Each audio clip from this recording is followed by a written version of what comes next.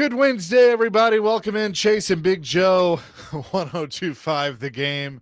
Hope you're having a great start to your day. I'm Chase McCabe, Dr. Crane, Nick Frazier on the ones and twos, and Big Joe is somewhere, Philadelphia.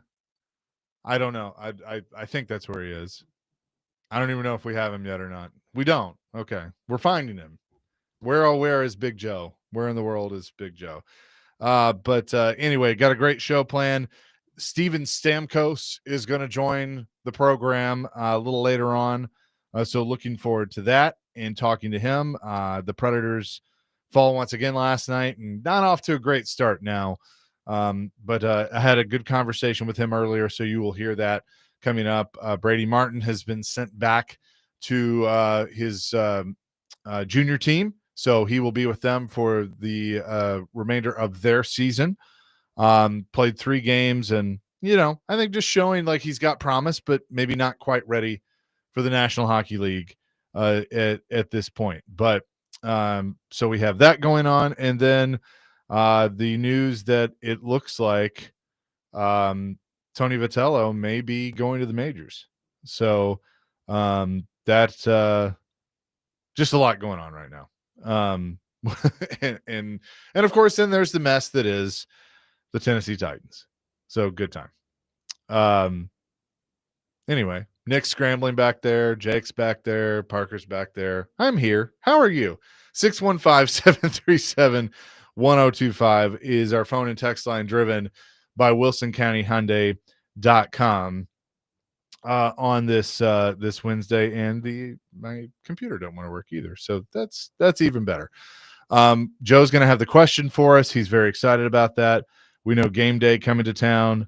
But again, the report out there, Pete Thamel saying that Tennessee baseball coach Tony Vitello is finalizing a deal to become the next manager of the San Francisco Giants. Sources tell me and Jeff Vitello, 47, will be the first ever to jump from college coach to MLB manager without any professional experience.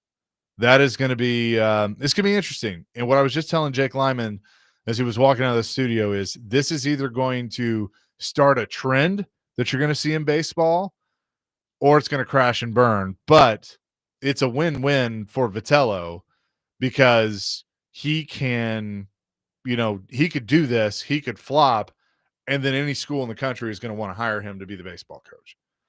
So, I think that this is a no-brainer win-win for him. You hate it for Tennessee.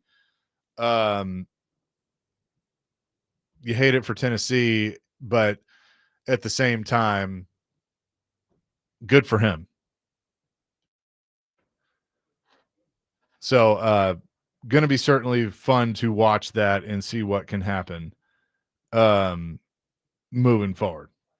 So, we got a lot. I'm sorry. We have a lot going on right now trying to get – let's just get Joe on the phone. Let's go ahead and call Joe on the phone, and we'll do this for a second. Anyway. So what do you think? Tony Vitello going to San Francisco, leaving the Vols. Certainly an interesting turn of events. Dustin in Hopkinsville says, "Great, Chaser, just like Allstate. You're in good hands." Thank you.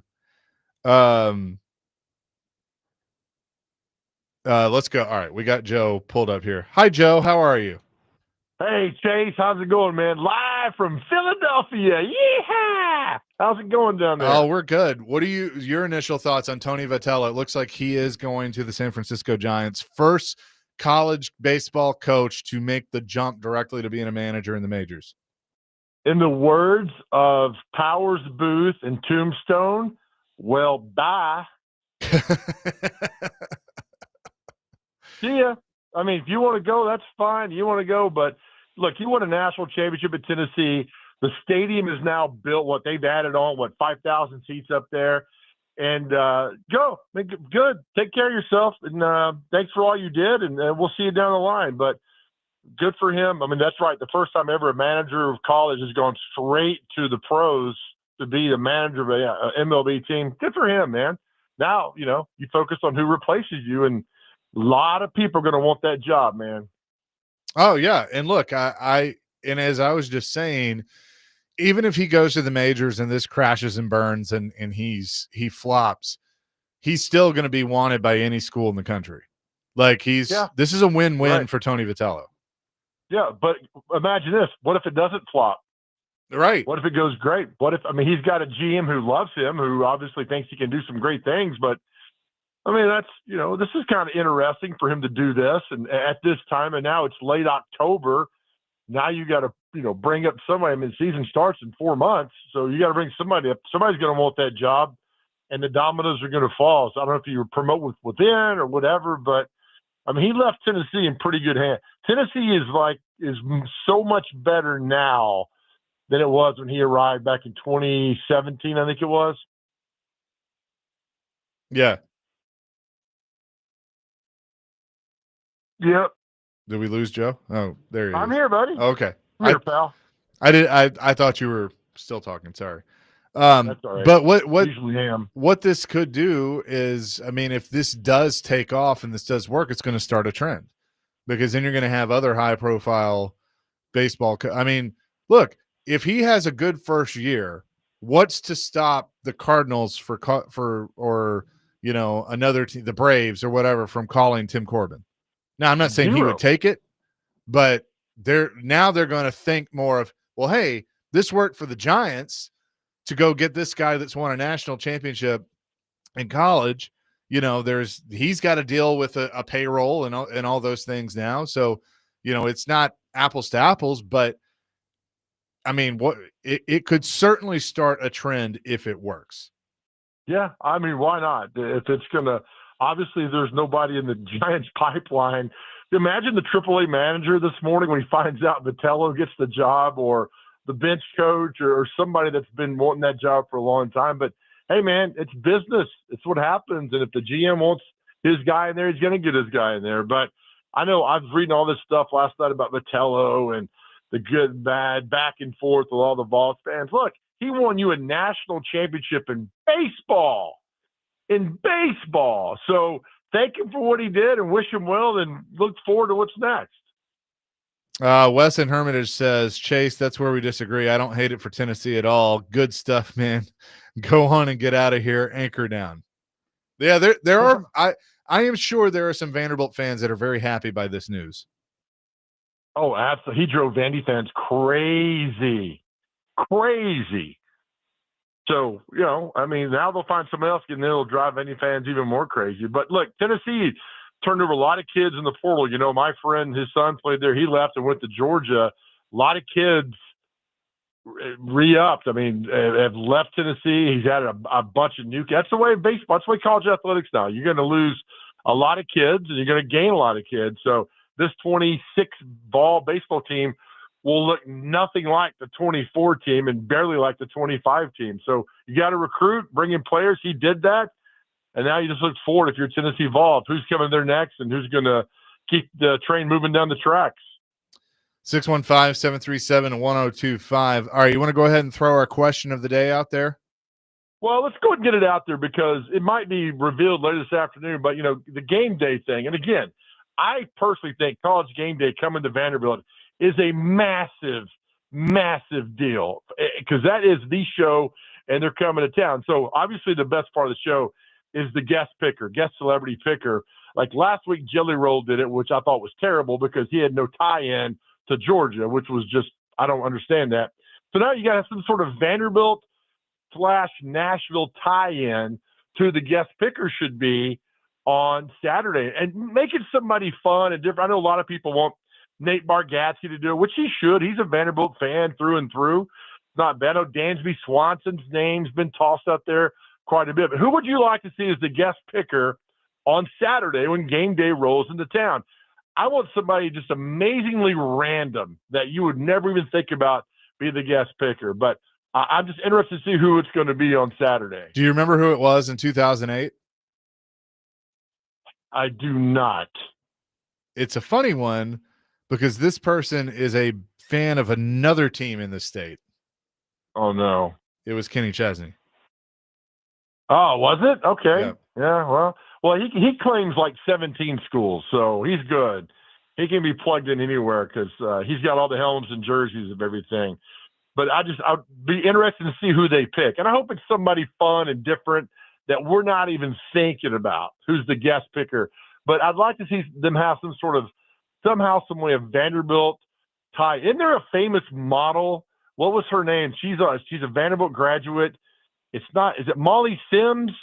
So she I was don't on a know. TV show. She's beautiful. She's a Vanderbilt graduate. I'd like to see somebody like that. Yeah. Well, 615-737-1025 is our phone and text line, driven by WilsonCountyHyundai.com. And our question of the day is presented by Aries Tactical. Your safety, your skill, your Aries Tactical. Check them out at ariestactical.com. We'll get Big Joe connected properly and have a great show planned for you. Coming up next, Chasing Big Joe, 1025 The Game.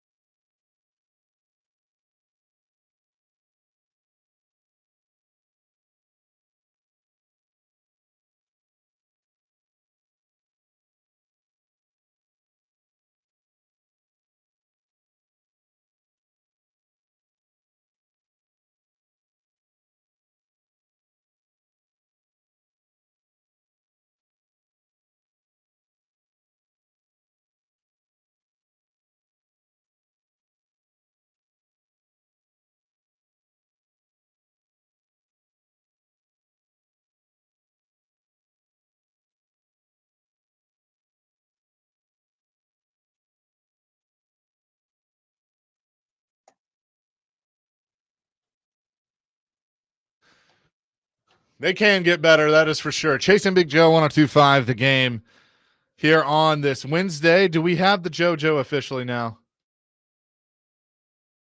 Hello? Hi. Am I there? Yes, you're on the air. Hey, how's it going? Yeah, is Chase there? Yeah, this is Chase. How you doing? Hey, Chase, big fan. What's going on today? Oh man, you know it, just chilling. But all I see is me staring back at me, which is not something I want to look at for 2.5 hours today. That's all right. Though. Yeah, no, it's okay. Now, do you see me? No, I don't. I don't see you. But that's okay. I you're in my heart. So okay, good. So I looked up. Chris Stapleton went to Vanderbilt, but he dropped out. Yeah, didn't he finish at Belmont? He might have. I feel like Belmont claims him too. Here's what I don't want. It's some local yokel like, hey, it's Luke Bryan, I don't give me one of those guys like that. Like Dierks Bentley went to Vanderbilt. Dierks Bentley would be fine. He's a Vanderbilt graduate. Give me somebody like that. You know what would be hilarious? Okay, so I got a serious answer and then I got a non-serious answer. The serious answer is if you want to just get goodwill and get people excited and he'd have fun with it. And I think that like the interaction with him and Saban would be good. Get Jeff Fisher to do it. I know he's not, a Vanderbilt connection, but he's a Nashville connection and people love him. So get Jeff Fisher. That could be fun. The non-serious one that I think would get people talking and be hilarious, and he's not doing anything right now, is James Franklin. Oh, but he's not allowed on camp. Can you imagine him walking on camp? That's why it would be funny. Oh my gosh, they would have security. They would scan him and say, "Nope, get out of here." Did you know that the governor of Texas is a Vanderbilt graduate? I did not know that. So is the governor of Kentucky. Andy Beshear is a Vanderbilt. I think they went to law school, but they're still a Vanderbilt graduate, so they could be qualified to be. To do that. David Price, the Dodgers are in the World Series. What's David Price doing besides counting money? Yeah, Price would be good. Barry Goheen has a vote. Darius Garland has a vote. Randy says Willie should do it. Yeah, why not? Hey, Al Gore. Al Gore's a Vanderbilt graduate. He's not doing anything, right? Yeah. And didn't he stop trying to save the planet so he can come over there to Vanderbilt on Saturday and do that? See, I kind of say stay away from politics, but Hair Metal Henry says should be Brad and Chris Gaines together so they can fight over the pick. Hey, man, be good, man. 1157 says gotta be a girl, go with Reba.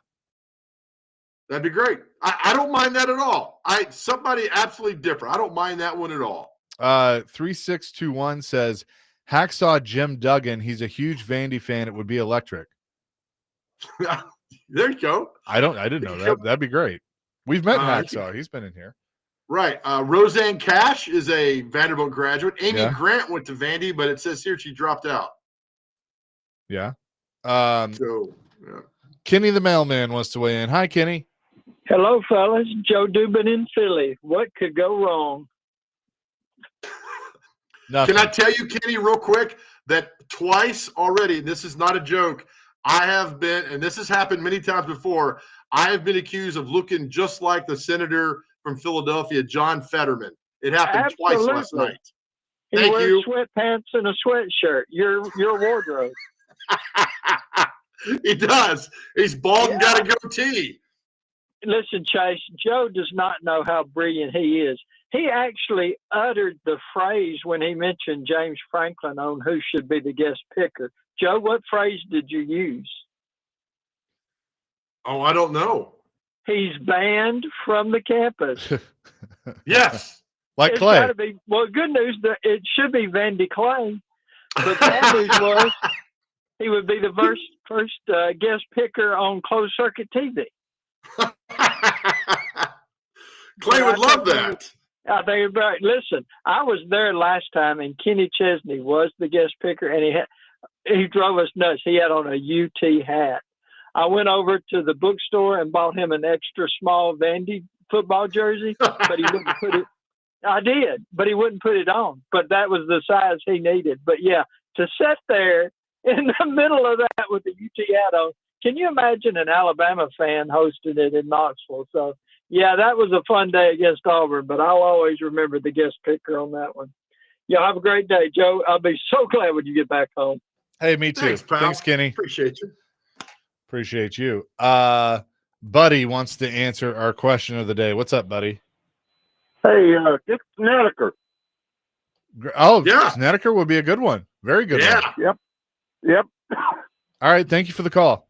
Thanks, buddy. I think Brant or Nate Bargatze, 1-2. I would go with those guys. I like that.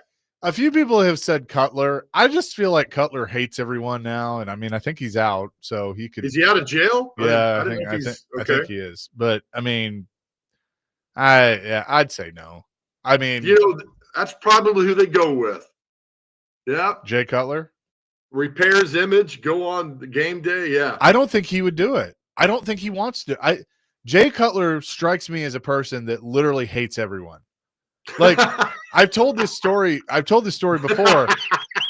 One of the first things I did in working here is I think I was still an intern. I went with Pogue out to the Mike Heimerdinger golf tournament, the first one that they did, and like Jeff Fisher's there, and all Brandon Marshall, all these different players, and Cutler was there because he played for him, worked with him with the Broncos. And I'm walking up to him to ask him for an interview, and he hid behind a tree. I love that.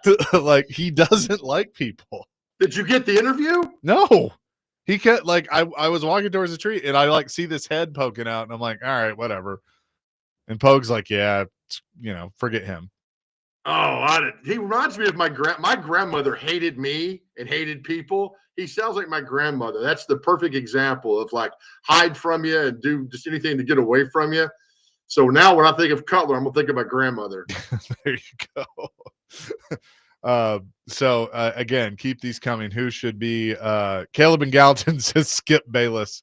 Talk about another person that hates people. Oh my gosh, yeah. Isn't he a Vandy grad? He is, yeah. He is. Dustin in Hopkinsville says Pavia's mom and Theo Vaughn together. Oh my gosh, yeah. Didn't Theo Vaughn do the Alabama Vandy thing 2 weeks ago? So they won't bring him back. Yeah.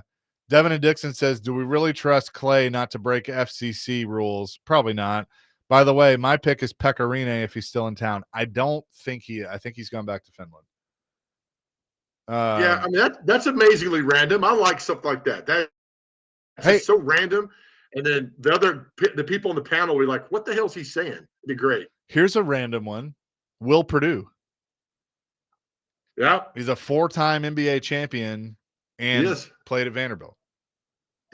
On the Bulls teams, Jordan hated him. It's perfect. Yeah, so that could work. By the way, last night was opening night of the NBA, and I didn't realize it was opening night of the NBA until like 5 minutes before tip of the first game. But I flipped on NBC, and the nostalgia, like hearing Tirico call a game again, which he hasn't done since he left ESPN, hearing John Tesh's Round Ball Rock. They even have the original voiceover announcer, that passed in 2017. The family gave permission for them to AI his voice and use his voice. So it was literally like you're watching like 1998 NBA with it being back on NBC, and you had a fantastic game that went to double overtime between Houston and Oklahoma City. That was just a way to tip off the season. And then, of course, you had to feature the Lakers without LeBron. I think they lost. But it was cool. I'm usually not that big into the NBA and opening night, but I did watch quite a bit of it. It was really cool just seeing the nostalgia on NBC. I'm in Philadelphia. We asked people last night about the Sixers. Nobody cares about the Sixers up here. It's really weird because they open tonight versus Boston. They're back home here Saturday night, and like there's like zero talk about the Sixers. It's like, I mean, you would think they'd be like, all right, Sixers basketball. Nope, no pulse. The big story in Philadelphia yesterday was Brandon Graham returning to the Eagles. Here's how funny it is when you got a winning sports team. Brandon Graham coming back to the Eagles led off every newscast in Philadelphia last night. Oh, I believe it. Every newscast led with the Phillies player who's retired last year, who's come back to play. It's kind of cool. Yeah. Oh, I'm sure. I mean, but look, right now, up there, I mean, I would imagine it's Eagles, Eagles, Eagles, and then everything else. Well, we went out to dinner last night and talking to people like, hey, we're from Nashville. And one guy's like, hey, thank you for A.J. Brown. I was like, yeah, hey, you're welcome. I had a lot to do with that. So you're welcome. And so they know. I'm telling you, I think, and been to a lot of cities, and you have to, Philadelphia might have one of, if not the smartest fan base when it comes to sports around. They know this team. And we talked about A.J. Brown for about 15, 20 minutes last night, the impact he's made and what team's going through and everything else. And it was kind of cool to have that conversation with a fan who has a team that knows what it's like to win. I mean, Super Bowl champions and all that. So that was very cool. 615-737-1025. Again, the big news, the breaking news is looks like Tony Vitello is leaving the Tennessee Vols for San Francisco. Also, some other news earlier, Brady Martin has been sent down to his juniors team, so he will not be with the Predators probably for the rest of the season. He has to finish out the junior season in the OHL. And Steven Stamkos is going to join us a little later on in the show. We're up and running here on this Wednesday. Chase and Big Joe, presented by the Omni Nashville Hotel, 1025 The Game.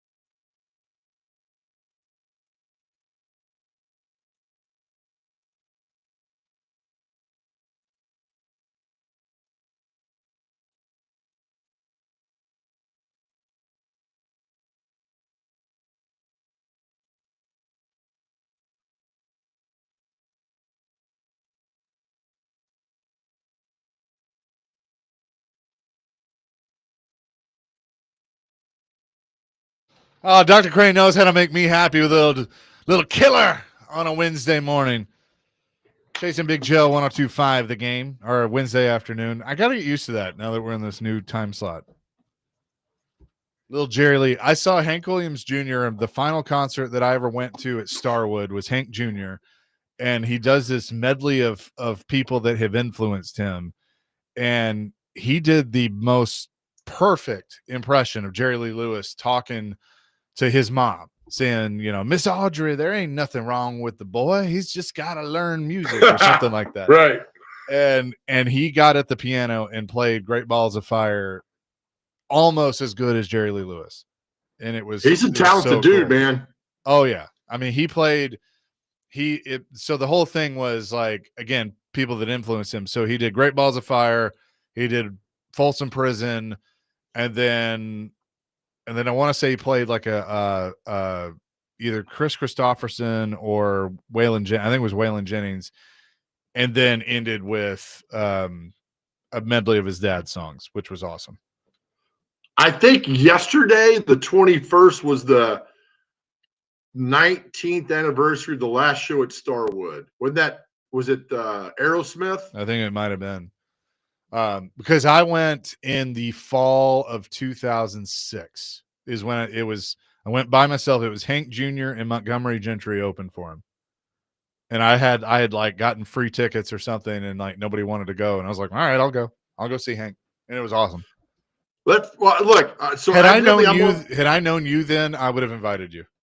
Thank you. I appreciate it. I didn't know I'm on the Zoom, so I apologize for eating a banana. I didn't think I was being seen on the Zoom.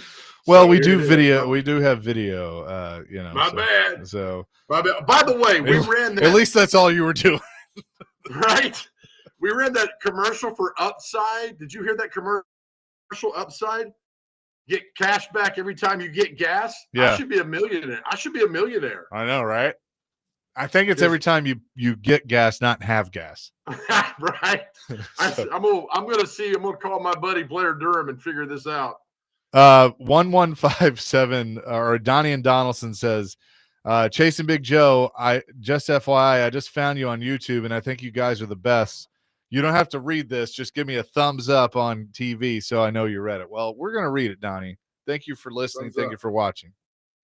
We appreciate it. Thumbs up, buddy, on that. Yeah, absolutely.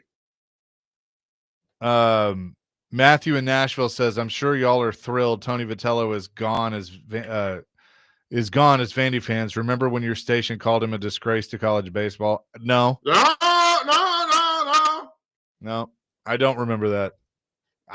We had Vitello on our show back in January. We did. See, Matthew in Nashville is one of the people that likes to lump everybody together. I have no idea like who said that or why that was said, but wasn't this show. I can tell you that. We liked him. I mean, we obviously like Tim Corbin and Vandy and what Tony Vitello has done up at Tennessee as well. So, well, what wasn't because he ran in the stands after they won the national championship and hugged everybody. I mean, they were like, oh, nobody does that. Right. I was like, you want a title. If I won a national championship as a coach in baseball at Tennessee, I'd strip down to my underwear and run laps around the field after I won a national championship game. Who cares? Right. Thanks to our buddy Grover. He has confirmed that October 19th, 2006 was in fact the final show at Starwood Amphitheater, and it was Aerosmith. Okay. They opened with Toys in the Attic, and they closed with Walk This Way. He sent the set list. Yeah. My first rock concert was at Starwood, and it was Aerosmith. It was awesome. Nice. In 2001, it was like 2 weeks after 9/11. But it was a great show. Steven. Well, I said. Go ahead. No, I said that the college game day should go from the old site at Starwood. And people are like, why are we here? Like, well, sit down. Let me tell you a story about this place. How magical it used to be at one time until they sold it to build condos. But there are no condos here. Exactly. Yeah, exactly. They did nothing with it. They closed a perfectly good music venue that was kind of a pain to get in and out of, but we did it anyway because we enjoyed it and did nothing with it. So there you go. 615-737-1025. 1847 says, Chase, do you remember what t-shirt Hank wore that day at Starwood? I was there also. UT beat Bama that afternoon and Hank wore a Bama t-shirt. I don't remember that, but you're right. I think that was the last time that Tennessee had beaten Alabama until they did it a couple years ago. I think you might be correct. Which that would have been the fall of 06. That would have been Shula. In fact, didn't Shula get fired like soon after that? That would have been in Knoxville, right? Probably. Because the odd years in Tuscaloosa. Yeah. So, yeah. Yep. And then, because I do remember all this because I was a freshman in college watching the saga of Saban going like, yeah, I'm not going anywhere. And then he's in Tuscaloosa. Yeah, right. Day later. Oops. Yeah, that's pretty funny. 615-737-1025. So did you do anything fun in Philadelphia? We went to some bar in New Jersey last night that a former MTSU football coach owns, and it's a great sports bar. A lot of people there, good times, and that's where I had the A.J. Brown conversation and where I was mistakenly identified for John Fetterman, the senator from Pennsylvania. I should have gone with it. I said, yeah, that's me. Buy me a drink. Yeah, you should have. Yeah, I mean, got me a free Philly cheesesteak out of it, and then sent my receipt into Upside and get every time you get gas, get paid. So it'd have been a great night for me. It would have, but now you need to jump on that. Look, I'm laughing at the text line because now everybody is talking about Starwood. Eric in Buffalo, the Poison reunion summer shows were always awesome at Starwood. Yeah, I mean, that's the thing is that how many times have we brought up Starwood on our show in the last 2 years? Dozens. Bob wants to weigh in on Starwood. Hi, Bob. Hey, guys. Two things I want to ask about Starwood, and then I got a sports question for you. So Starwood, I'm sure you'll remember, I went and saw One for the Sun one time, and Greg Kinn opened the show, and his band got lost. So he did the whole show acoustically, and Armis Powell came out and played tambourine with him for the show, and it was phenomenal. Oh, that's awesome. What year was that? It was One for the Sun. I don't know how many years ago. That's got to be 30 years ago, easily. Or more, probably 35, 40 years ago. It was a long, long time ago. But one other question I've got for you, and tell me if I'm just like dumb, I've never noticed this, but I've never seen two players on a team have the same number in a college game. Have you seen that? You shouldn't. There should be a penalty. Okay, well, you can go back and watch the Alabama game. Brian Williams is number 2, the receiver. And Brown, who intercepted the pass and ran it back, is number 2. Go look at the videos. I was like, well, let me ask you this. Is Ryan Williams on the field at the same time? Not at the same time, but they're on the same team. Yeah, that's okay. You can have offense, defense, and special teams.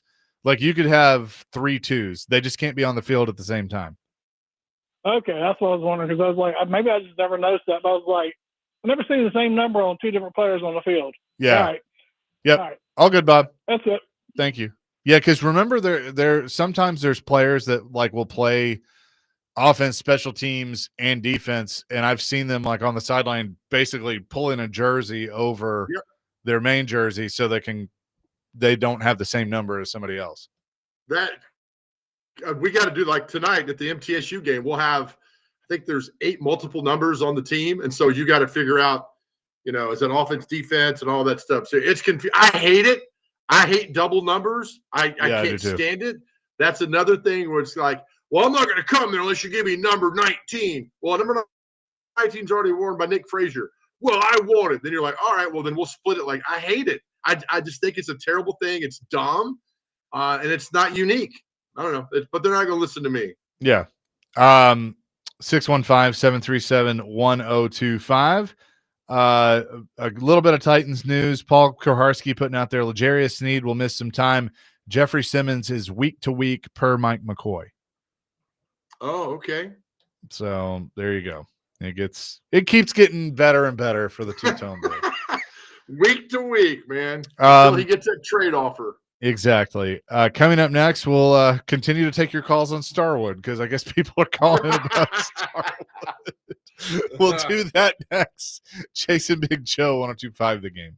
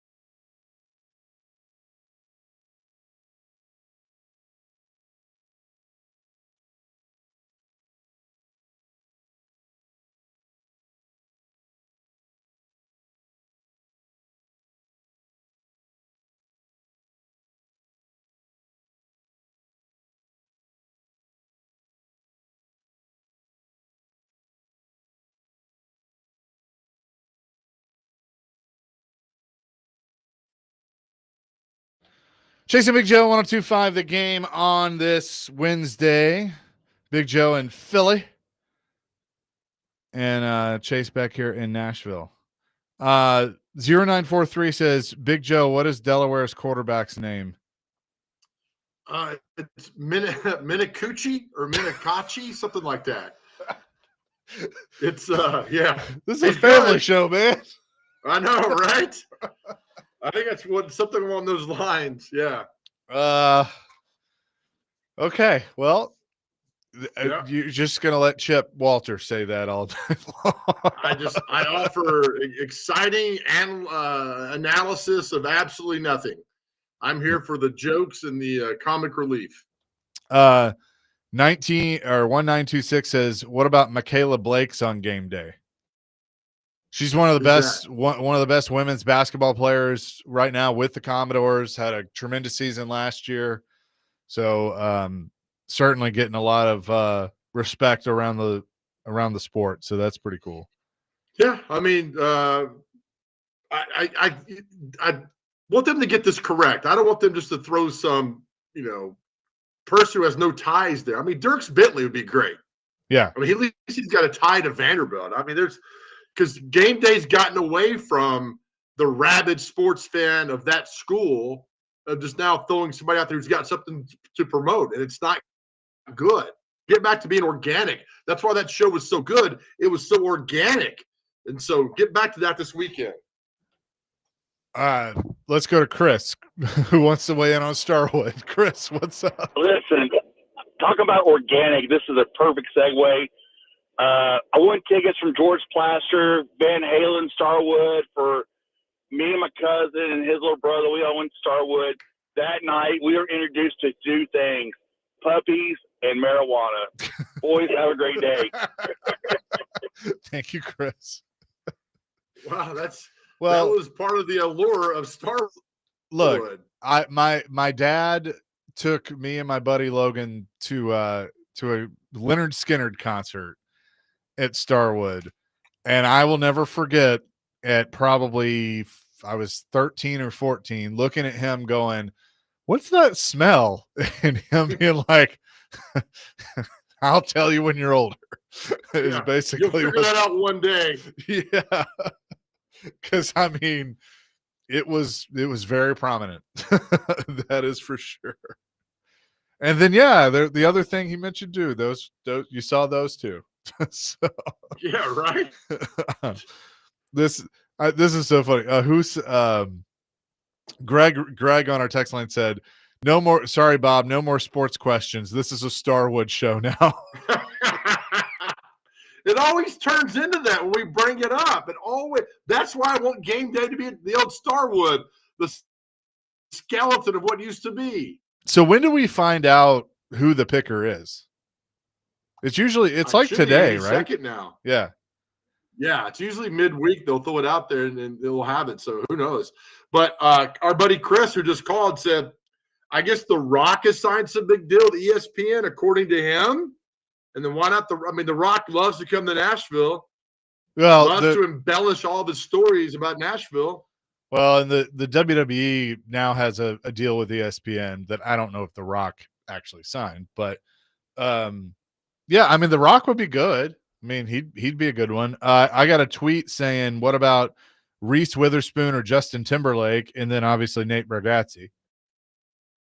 Reese would be great. That'd be fun. She lives in Nashville. She's from Nashville. That'd be kind of cool to have her on. Yeah, Timberlake, different. not so much. Why not him? He's from Memphis, man. Get out of here. That's true. Yeah, Memphis. That is true. When game day goes to Memphis, man, I will have them on down there. But until they go back to Memphis, it ain't going to happen. Have they been to Memphis? They have. They went down in SMU and Memphis 2 or 3 years. That's right. On Bill Street, and it was awesome. It was the crowd, the energy, everything was very cool. I mean, it would be that's why it's like I like the idea of being on campus, because I mean that's just cool. But if they did set it up on Broadway, like that would also be equally as cool. Oh, it'd be just packed, absolutely packed. But you'd have to start setting that stage up on today, Friday, and so you'd take a lot of business away, and I get it, and all that stuff, but they typically want it on campus, and so they're going to have it on Vanderbilt's campus on the Wyatt lawn, not named after Jim Wyatt, though. Oh, it should be. Well, I was going to say, was it Judge Wyatt that it was named after? It was actually Chancellor Joe B. Wyatt that Okay. was there at Vanderbilt in the 70s and the 80s. That's who it's named after. Okay. Very nice. Well, it's going to be cool. I mean, it's Dustin in Hopkinsville is on one today. Good. He goes, Keith Urban and Nicole Kidman, one last hurrah. Yeah, I don't think they'll be making it, but Yeah. I tried not to read too much into what's going on there because Yeah, my right. business actually. Josh says we should see if Derrick Henry is available to be the guest picker. Isn't he a minority owner of Nashville SC? I think he's busy. Right? So I think he might be busy this weekend. What's the basketball guy? Giannis? Isn't he part of it too? Yeah, Giannis Antetokounmpo. He's a part of it. Philip Forsberg's a part of it. I want to say Where's our soccer guy? What's Reese he Witherspoon? doing? Where are you, Nick? Oh yeah, Reese Witherspoon's a part of it. And then isn't Ziggy Wolf that owns the Vikings a part owner? Maybe. I'll check on that. I think he is.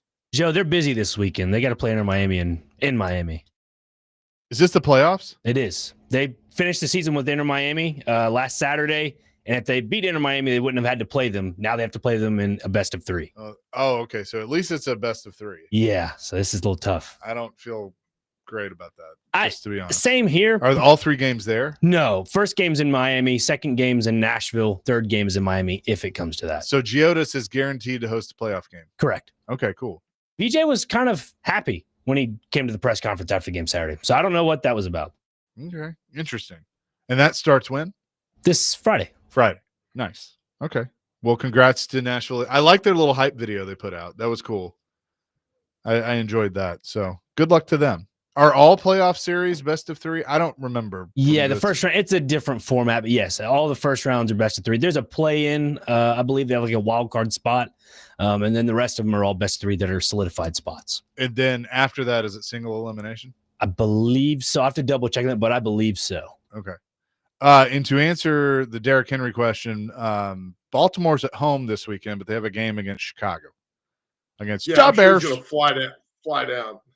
Let me skip morning practice to go down there to Nashville. Yeah, let me come back to Nashville, the city that won't let me go, and I'll come back and do this for 2 teams that I don't care about.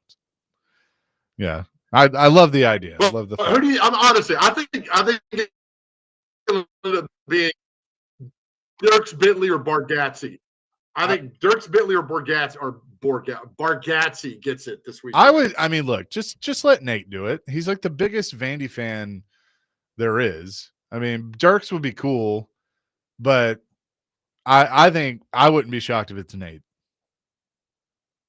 I know he's on tour, so I don't know where he is Friday night, but remember he did it last year. He flew from Chicago down there and did it, and then back to Chicago. And well, here's the thing: does he live here anymore? Yes, he lives down. I'm told he lives down in where all the other rich people live, down in Williamson County. That's what I'm told. Okay, so what is Saturday's date? The 23rd? No, tomorrow's the 23rd. 25th is Saturday. He is also my. It is your birthday. He is in Cincinnati, Ohio. Oh, it's a hop, skip, and jump, man. Yep. He's in Chicago Friday night. Saturday night he's in Cincinnati. Perfect. There you go. Already done. So there you go. He could do that. And for those asking, I'm getting a few things. Yes, the Delaware quarterback, his name is Nick Minicucci. That's a real name. He's a very good quarterback, and he'll play tonight versus MTSU. Well, there's another real name that I'm not going to say on the radio either. I feel like he's got an ear infection listening to that. Yeah. Well, might have. Also, might have got a fine, so who knows? There's so many places to go there. We're going to move on. Coming up next, we're going to jump into a little bit of the Predators because it's not a good start right now. We will do that coming up next. Chase and Big Joe, 102.5 The Game.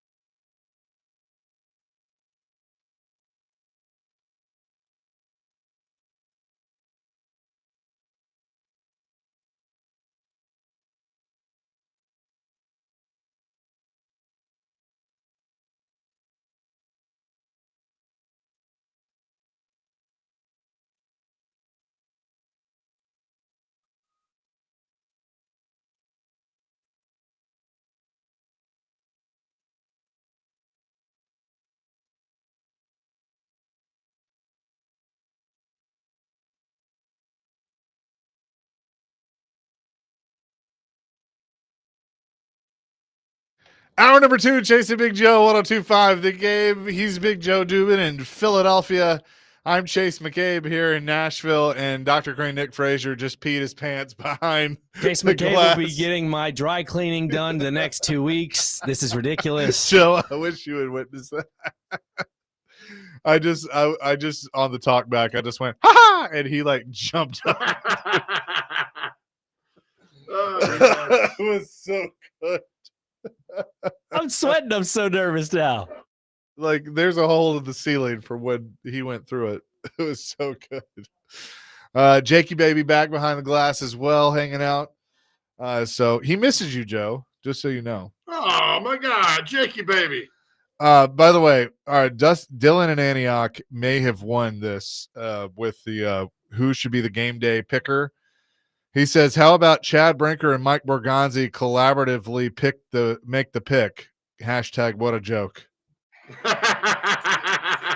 That'd be kind of cool because, yeah, one can't speak without the other. Yeah. But well, Mike, what do you think? Okay, Chad said I can make this pick. So we're going to go. The idea we have is we're going to go with, yeah, that'd be funny. Amy Adams Strunk, that's going to be her public appearance. She'll go on game day. Well, I'm so glad to be here. You know, we're going to have a good football team, and Mike Borgonzi and Chad Brinker are doing a great job. Could you imagine if she did? Oh, my Lord. A better idea. Kuharski would be front row, being like, why won't you talk to us? Probably not. Probably not. The Predators were in action last night. Look, to put it bluntly, wasn't good. Was not a good outing at all. They announced today that they have assigned Brady Martin to the Sioux Greyhounds of the OHL, so that means he will be with them for the remainder of their season, and to get more development in his young career. Steven Stamkos is going to join us later. And I actually recorded this morning and did ask him about Martin. This was before he was sent down, but had glowing things to say about him. But he's 18. And so, I mean, I think, you know, go if he's not ready, and I think they've determined that he's not, then let him get more development. They can't send him to Milwaukee, so this is all they can do. But it was not last night was not good. They fall to Anaheim 5-2. Couldn't really get anything going.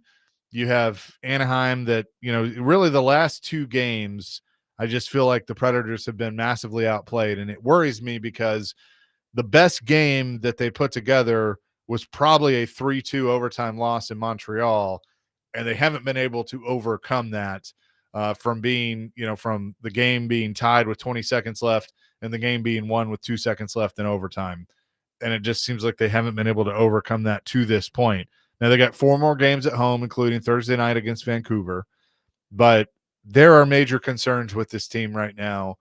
They've, you know, changed the system, and Andrew Burnett has adjusted his system. Are they better defensively? Yes. Is UC Saros playing better? Yes, but they can't score goals, and last night was not a good game defensively.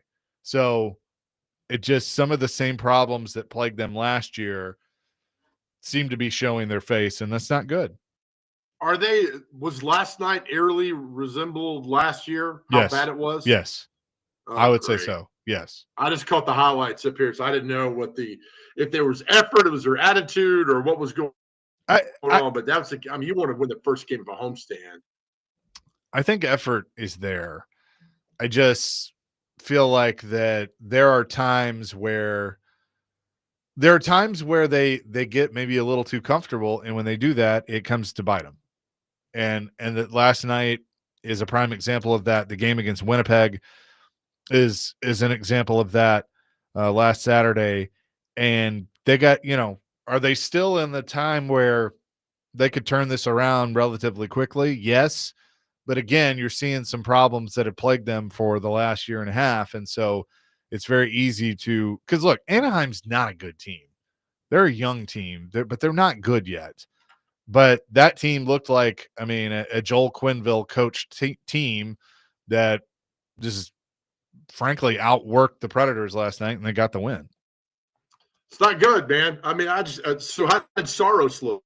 Like, I know that's the big thing. I mean, Saros is worth that contract. I don't think Saros is the problem right now. It's it's again, honk if you've heard this before. And really up until last night, I think defensively this team has been better. There was just defensive lapses last night. The problem is they're not scoring. And Stamkos has been quoted in saying, like, look, we're not a team that's going to put up 4 or 5 goals at will. We really have to work for it. That's not how we're built. And that's fine. But you can't have these lapses, and you can't be terrible on the power play, and they're terrible on the power play. I mean, what have they, I think they've scored twice on the power play since the season started, maybe 3 times. Like, you can't have that. You're not gonna win a lot of games. And last year it was the opposite. They were, they couldn't do anything 5-on-5, but you give the man advantage and they could score. Well, now the power play's dried up. Penalty kill's good, and you like that, but I mean, if you can't score on the man advantage, you're not going to go very far. That's just. I'm just looking at the standings. They're at the bottom. Yay! Right. Great time to be in Nashville professionally. So, what's going to happen there? Is that now, immediately it's already started. I mean, it basically started at the beginning of the season, but they went 2-2-2, and now they're 2-3-2. They've lost 4 straight. And now people are going to be like, look at the coach. I mean, that's already starting. So you got to turn this around fast to make that narrative go away, because not only are people going to look at the coach, they're also going to look at the guy that put the team together. And yeah, right. So, I mean, I know it's easy to say, well, it's early in the season, they still got time to turn it around. The fact that this is just a continuation of last year, nobody's going to have that attitude. Everybody's just going to be like, all right, get rid of everybody, which that's not always the fix, but they're getting to that point where, it's not good. 615-737-1025 is our phone and text line, driven by WilsonCountyHonda.com. Devin and Dixon, what scares me about the Preds so much the last 2 games is their 5-on-5 play. If you're going to win in the NHL, you have to be able to score 5-on-5. Power play is awful too. Yeah, I agree with that. I mean, the 5-on-5 isn't much better than it was last year, even though they have changed, some of the system. But I mean, the personnel, that is one thing that was a concern with a lot of people. The personnel is still the same, pretty much. Well, I just hate looking at the standings and seeing at the bottom again, starting out again, because we've talked about this. You can't win the Stanley Cup in October, November, but you sure as hell can lose it. And to see them at the bottom right there and hearing you talk about what happened last night, it's just not good, man. That's just, you'd hope that for a guys talked about fast start, quick start, and it's not there right now. That's not good. 2620 says too old, too slow, half step off on skates, half second off in shooting. I can't really argue with the last 2 points right now. Or the last, I mean, I think their average age they are older, but I think their average age is 28, something like that. I need to look that up, but they're definitely playing too slow. They're definitely a half step off, and that's a problem. And they got to fix that, and they got to fix it quick. Otherwise, this thing is going to be what it was last year. And nobody wants to look up in Utah and Dallas, everybody's moving ahead of you, and Colorado and all the points, and then you're sitting like, oh God, we got to be desperate again come January. That's not fun hockey to play. No. It's not. So no, and look, the rule of thumb is you got to look by American Thanksgiving, what a team is, and whatever they are by American Thanksgiving kind of tells you what they're going to be the rest of the year. So if you're not in the playoffs by Thanksgiving, then or at least knocking on the door, and look, they are 1 point out of being in the playoffs right now because it's still very early. Then you should worry. So, but again, I'm seeing things that I saw last year that don't seem to have been improved, as are a lot of other people, and that's why people are like, what's going on here? Right? Yeah. Oh man, something about that. It's fun, November, December, January, teams rolling. It's fun to go to those games and everything else, but when they're playing catch up, the question being, like the Titans, when are you going to trade this person? When's this person going to be traded? That's not fun to be a part of at all. And we're seeing that with the Titans right now. Yeah. Joel makes a good point. Marchessault being out doesn't help either. Marchessault has been pretty good to start the season. That line with Bunting and Holla has been the loud line, the energy line, and Marchessault missing the last 2 games really has been a hindrance to them. So that is a good point. Matt says, my biggest concerns about the Preds, slow acceleration to the puck, inaccurate passing, confusion, or positioning. They look scrappy and feisty at the beginning of the season, but against the Ducks, they looked discombobulated. It's never a good word. No, you sound discombobulated right now with your Zoom. I'm right here, man. I know. I'm good to go, pal. Was cutting in and out a little bit, but that's okay. 615-737-1025. Keep the answers coming to our question of the day, Joe, which is College Game Day needs a guest picker, but it's got to be somebody amazingly random with a tie to Vanderbilt and or Nashville. Who would you have? Who would you task with being the game day celebrity picker on Saturday? That is a good one. By the way, I just realized this. We have by the way, we have some Preds tickets to give away for the Vancouver game tomorrow. So we will do that. But we also have define the irony. We have another giveaway. It is a 4-pack of tickets to see Tennessee baseball's inter-squad game at First Horizon Park this Sunday. Led by Chase McCabe. Yeah, I'm coaching the team this Sunday, apparently. So be listening for that. That is something. Smashville Live is tonight at Brewhouse 100 at 6 o'clock. You can see Adam Wilsby and Tyson Jost. They'll be there from 6 to 7. You get pictures, autographs tonight at Brewhouse 100 in Bellevue, right here on 102.5 The Game.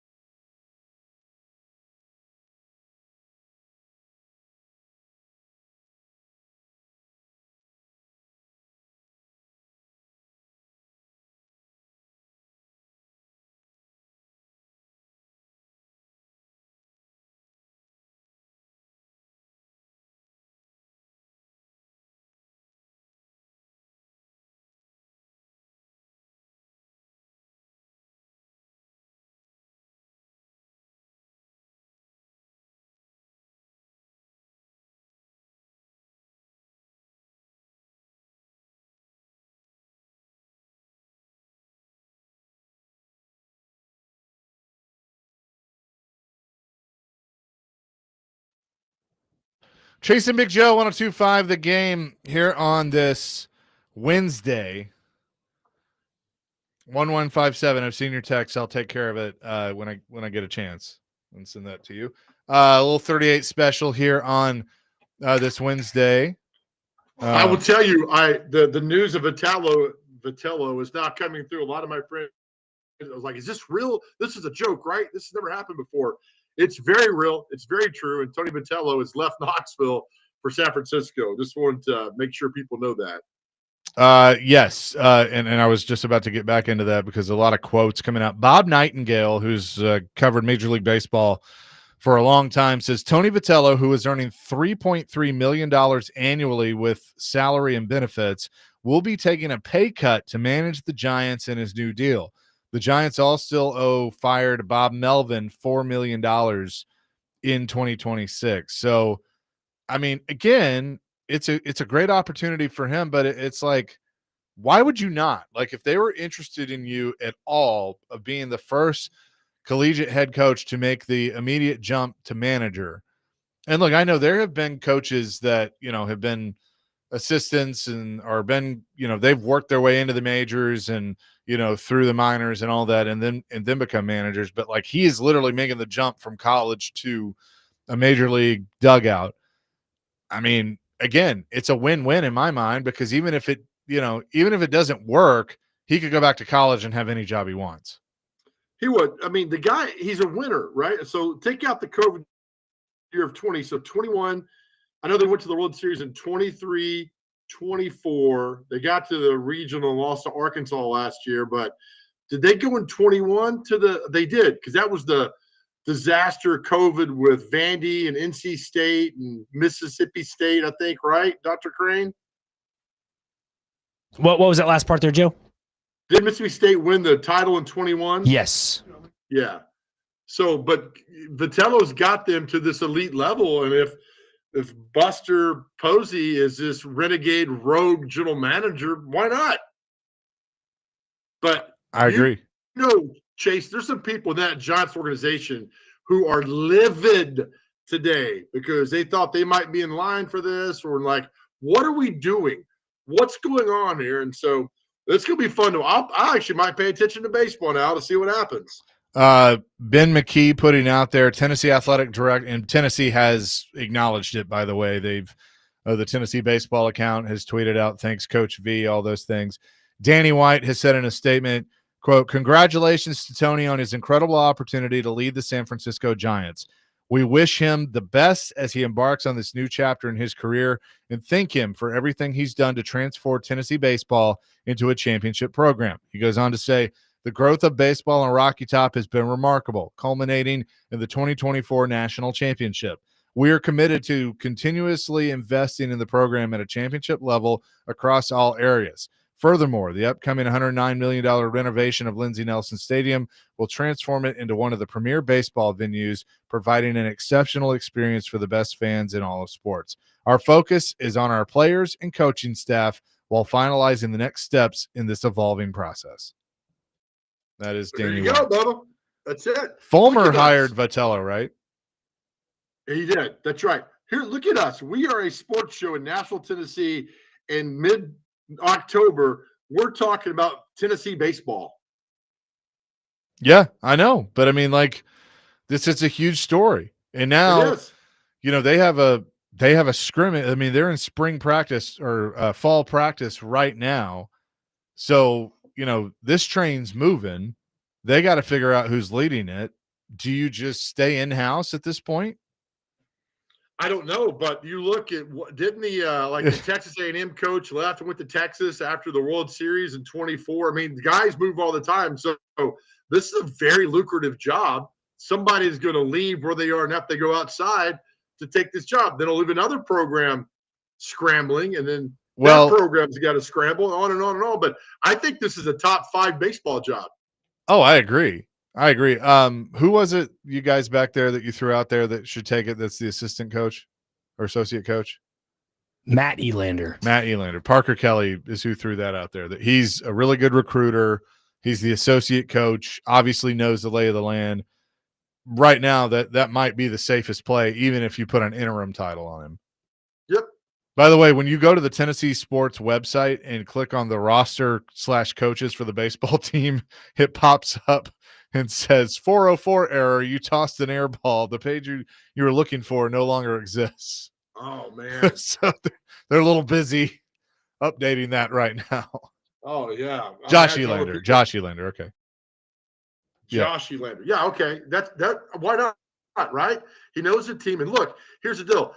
Vitello brought in a lot of new players. So you want a coach who's familiar with those. So why not, if this coach is, as esteemed as they say he is, Elander, just bring him up, boot him up, and then because he knows these guys, they've been on campus since June, and there's no, oh, who's this guy? What's your name? Where are you from? He already knows these guys, and then play it out. So we'll see what happens. But if Vitello's making 3.3, now that wasn't salary. That was salary and what you say benefits? Yeah. Total compensation package. Yeah, so I wonder if a lot of that was with summer camps and appearances and other things like that. So if you get somebody come in for a little half of that right now and see what they can do, then you'll save a little money there. But my goodness, I mean, you get a baseball coach making that much money. It's what happens when you win. Hey, I'll come in and do it for you pay me $2. I'll come up there. I'd love to see this. I'll help you out, man. I don't mind. I will tell the guys, like, all right, every first pitch, throw it inside. If you hit them, we're brawling. That's it. Sorry. You and I will be like little league coaches, like, you gotta run. And none of those stupid suicide squeezes, none of those bunts. You go to the plate, you're swinging for the fence. That's it. Yeah. I could just see you going out to the pitcher and be like, on this next pitch, I want you to hit the bleep out of him. For what, Dr. Coach? Craig, just do it. Right. Dr. Crane, your job is to carry out our messaging to the players. We don't want to talk to them. We'll go through you. You talk to them. No, you know what this would be? This just hit me. All right. The show Ted Lasso, Dr. Crane would be like the ball boy that actually knows soccer and starts drawing up the plays and is actually coaching the team while you and I get all the credit. Then he gets pissed off that he's not getting the credit and he leaves and goes to another team. But Joe is saying, make sure we don't bunt. We're hitting for the fences. Yeah. I would just translate that as, no, we will bunt. Yeah, we will bunt if it's needed. It's not going to happen. You guys were talking about Vitello when he's going to the Giants and so forth.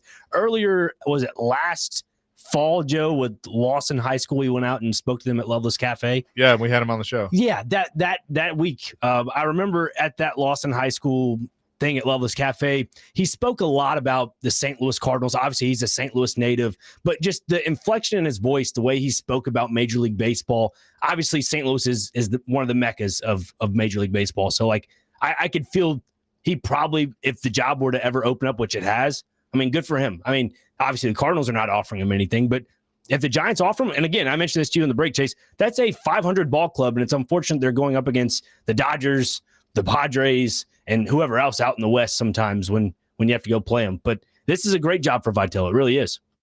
Good. No pressure. Good for him. There's no pressure right now for him. Well, and like Al says, hate to be a Debbie Al Downer, but he will fail with the Giants and MLB. His antics, style, and immaturity will not fly in the show. You may be right, but again, what has he got to lose? I actually think I think it will work in the show. I mean, I think he and Posey, obviously there's some sort of relationship there, and they're probably going to be on the same page. So I don't know. I mean, it's something that I've never really thought about because it's never happened before. But I think there's other teams that are going to sit there looking at this going, well, maybe this could work. So, right. And also with him, he doesn't have to worry about NIL anymore. I mean, that is dominating every college coach, basketball, football, baseball. He up all night. Well, this guy, we're going to offer this guy. What's he making? They're going to not a worry anymore. He has to worry about that. And to me, that's a huge relief. Take that off your plate and your chest. You don't have to worry about dealing with the NIL because it's driving all these college coaches crazy right now. 615-737-1025. Luke, hang on the line. We'll get to you coming up next. Chase and Big Joe on this Wednesday, 1025 The Game.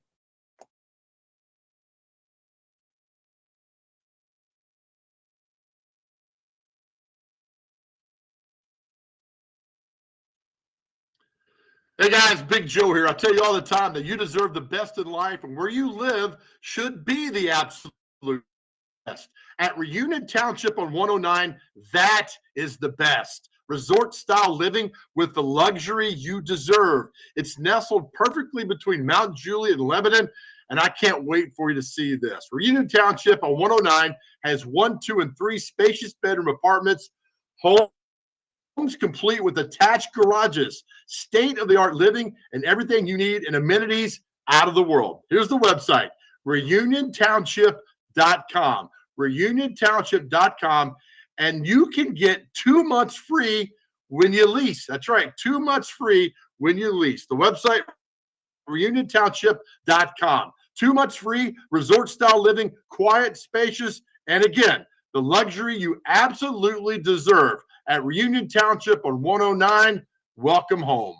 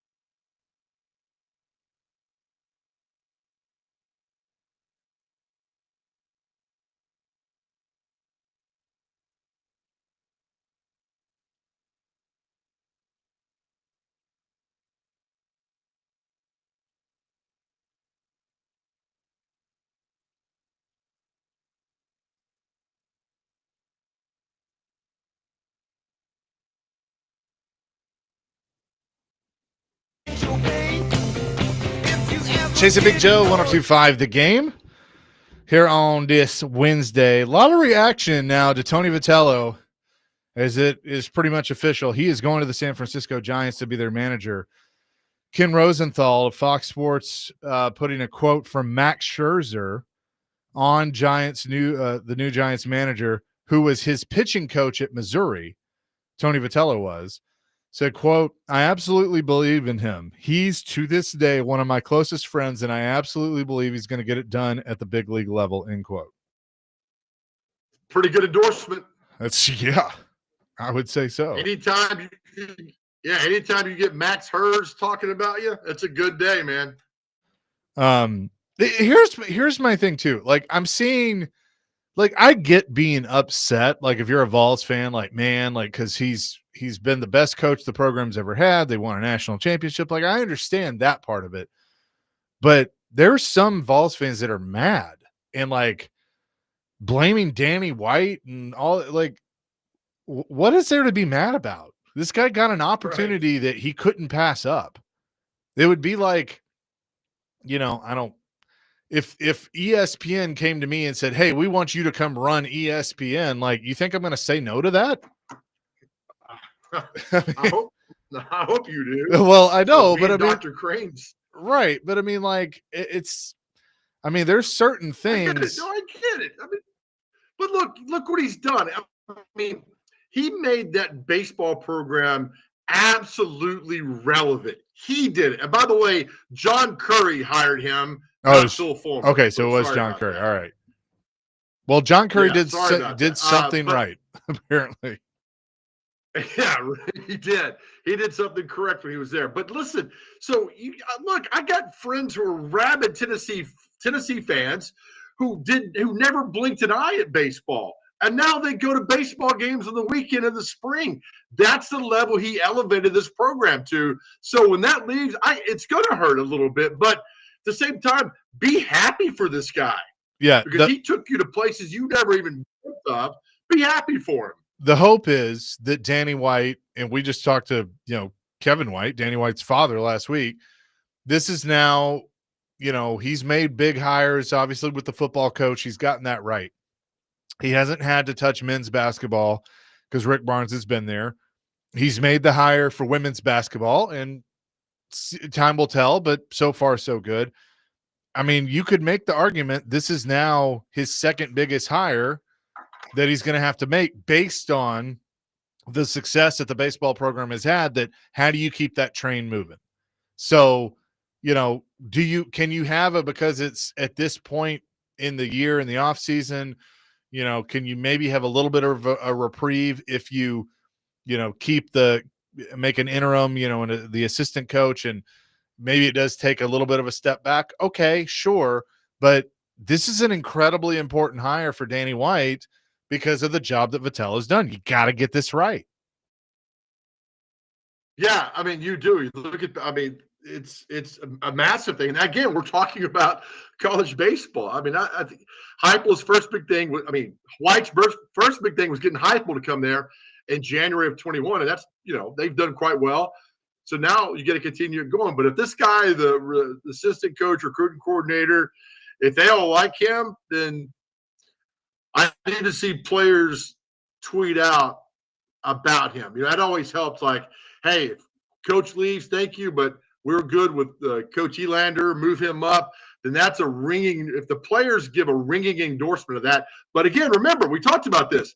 There's – I think half the team might be new coming in 26. So the guys who have been there for a while, those are the guys who need to speak up and say, hey, we like coach, the assistant coach here. We need him here. That goes a long way. So maybe they'll do that. But I don't think you do a nationwide search heading into November. I don't think so right now. Yeah, no, I agree with you. A couple of other tweets here. This is Kendall Rogers, who is co-owner D1 Baseball. Says Tony's camp and the Giants had been talking for at least a couple of weeks.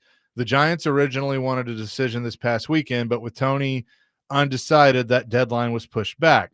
Tony finally made a move after being courted by Texas A&M to some degree the last two summers, He was very committed to Tennessee, but was an opportunity he could not turn down. The Giants hope Vitello can help work some of the same magic he worked at Tennessee. And then he also mentions that Bob Melvin, the previous Giants manager, was making $4 million. Very curious to see Tony's full contract here. Oh, okay. So, yeah, I'll be curious of that too. If it's being reported he's taking a pay cut of $3.3 million, which is the full compensation package, then I'll be curious to see what he's making. But,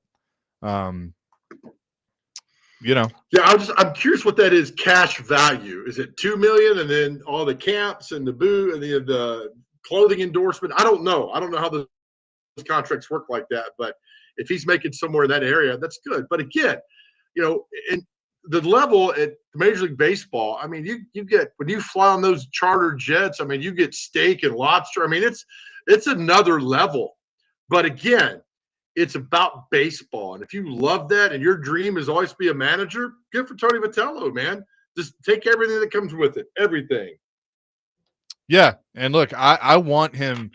I think my thing is I want this to be successful. I want him to go there and do a good job. I'm not a Giants fan, but now, like, because this is different, because you have a college coach that's making this jump, at this level for the first time, I want to see it work, because then what does that do for baseball? Because here's the other thing. The bigger picture here is baseball is going to change pretty dramatically in the next year or so. They're going to have another lockout. There's going to be a CBA. There's all this talk of a salary cap, which it's probably going to get to that point, sooner rather than later. So you're going to have TV deals that are going to factor into all of this. So the game has been evolving over the course of the last 5 years with replay, and now you're getting the robot umps and the challenges and things. The traditional game of baseball has certainly changed, and I think it's going to continue to change. So why not add in the element of, like every other sport? Now, sometimes it works, sometimes it doesn't, but you see football coaches go from college to pro. You see basketball coaches go from college to pro. You see hockey coaches go from college to pro. Why can't it work in baseball? And the Giants are the first to finally, have the whats to say, hey, we're going to give this a shot. And look, they could fall flat on their face with it, but it also could work. And if it does work, that's going to be good for the game, because then you're going to get new faces that are going to be moving into Major League Baseball and managing these teams, and not the same old retreads that manage 4 or 5 different teams in their career until they're 80. There So you go. I think this is a good thing. I'm with you, man. Good for him. I'm just interested to see who takes the job now in Knoxville. Yeah. 615-737-1025. We'll shift gears, tell you some of the things that Mike McCoy said after practice today with the Titans. It's Chase and Big Joe, 1025 The Game.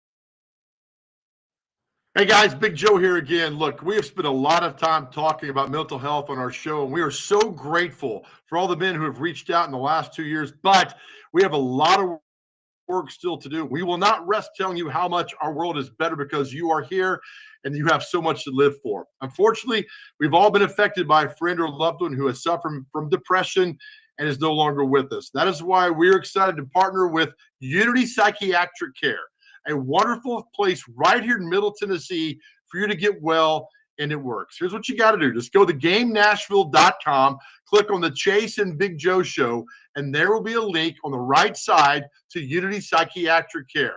So many have reached out to us. Now we have a partner that cares about you. And listen, you do not have to go through any of this alone. It's private and confidential, and they offer telehealth. And yes, they are based right here in Middle Tennessee. Or you can call 1-888-508-8002. That is 1-888-508-8002. Also, if you have a loved one who needs to talk and you are worried, you could be that person that changes their world. You can also go to GameNashville.com, click on the Chase and Big Joe tab, and you'll see all the information you need for Unity Psychiatric Care. Help is just around the corner, and you do not have to go through any of this alone.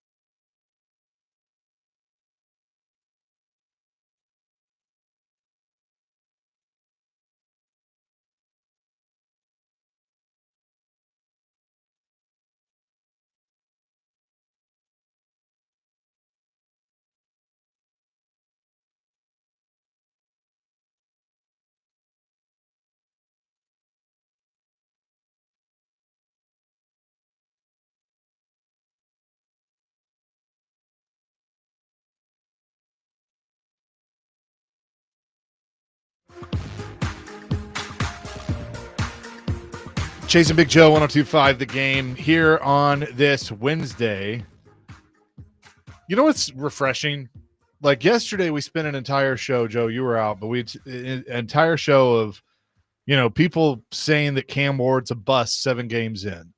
And that dominated the show. And that's fine. And I mean, that's the conversation to have. But today, being able to talk about something other than this just terrible, unwatchable football team that I don't want to care about, but I have to care about.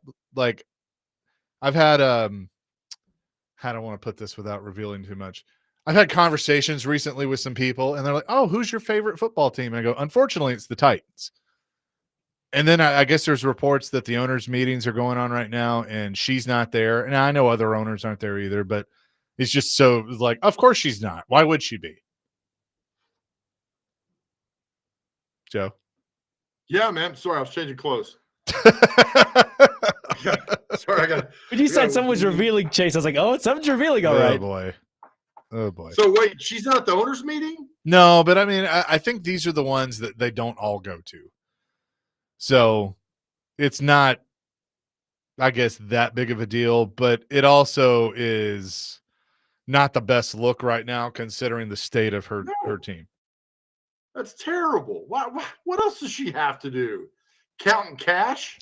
She's at her. By the way, I think we need to turn this into a sound drop, a drop from the press conference from the day they fired Callahan, and Koharski's like, "Well, where is she?" And Brinker's like, well, she's at her home." She's at her home. I guess she's at her house. I don't know. Oh my gosh, man. So it looks like the Titans will not have Jeffrey Simmons or L'Jarius Sneed coming up this Sunday at the Colts. Simmons being called week to week. Sneed will, quote, miss some time. Mike McCoy doesn't like to say anything, which is great. That's on par with the organization because they probably don't freaking know anyway. So, why put any news out there? They've officially parted ways with Tyler Lockett after he said, get me the heck out of here. I wonder how that went down. I mean, what did he go in and like, hey, you got a quick second? Yeah, it ain't working out for me here. I would love to. I'm fascinated how this all went down with him. Oh, I was thinking that too. Like, do you walk into McCoy's office or do you walk into Brinker, Borgonzi, and be like, "Yo, this isn't working out"? And then, like, do you think that they looked at him and go, "Yeah, I that's cool. Yeah, we'll release you. That's no problem." check in with Karen in accounting. She'll give you your last check, turn you your key card. Like, I mean, walks in and says, "Hey, I'm not a good fit here." And they're like, "Yeah, you, Tyler, right? Is that all right? Are you crochet? Which one are you? I'm not sure which one you are." Can you turn around? Can I see your jersey? Oh, Lockett. Lockett. Yeah, hey, that's you. Loved you with the Seahawks. thanks for that hustle in Arizona. Really appreciate you getting us a win on that day. It's about all you've done. Okay, take care of yourself. Yeah, like, what was your favorite Tyler Lockett moment? That one, or when he left? I mean, like, I don't know. I mean, he didn't do anything, and I don't think that's all. Nothing. That's not all his fault, obviously, but like, I mean, even when he was throwing the ball, he dropped it like half the the other receivers. Dr. Crane Just think he went from Seattle and 70,000 people screaming, loud stadium, to Nissan Stadium. I bet he thought he was at Arrington Vineyards on Sunday. Quiet, calm, some wine going on there, not much yelling. I mean, it's just like a day at the park. I just imagine what he's going through his mind. How bad is it that you want to leave the worst team immediately? Not at the end of the year. You want to leave now. How bad is that? Oh, it's bad. But, Joe, you'll be very happy to know this. So yesterday you were out, and our good friend Tim Hasselback was on the show, and I asked, is my question on the clip or is it just the answer? It doesn't matter. Just okay. I asked him about a receiver and, like, if it would really hurt anything to bring this receiver up. This is what Tim said. Do you I don't know how familiar you are with Xavier Restrepo. Obviously was with Cam at Miami. Yeah. There's a portion of the fan base that just wants to see him on the team, even though training camp, the combine would give you indications that he's not ready for the NFL at this point. Yeah. But knowing their relationship, knowing that was his go-to guy at Miami, does it hurt at this point to call him up and give Cam some familiarity when it comes to the NFL? No. So everything you said is exactly true. He, by NFL standards, can't run. I mean, that's just right. Moral of the story is NFL standards, he can't run. Now, I also think that by University of Miami wide receiver standards, he couldn't run. And I called a number of his games, prior to Cam getting there. He oftentimes, with all these highly rated running backs or receivers or like whoever they had there, he oftentimes was the best offensive player that Miami had.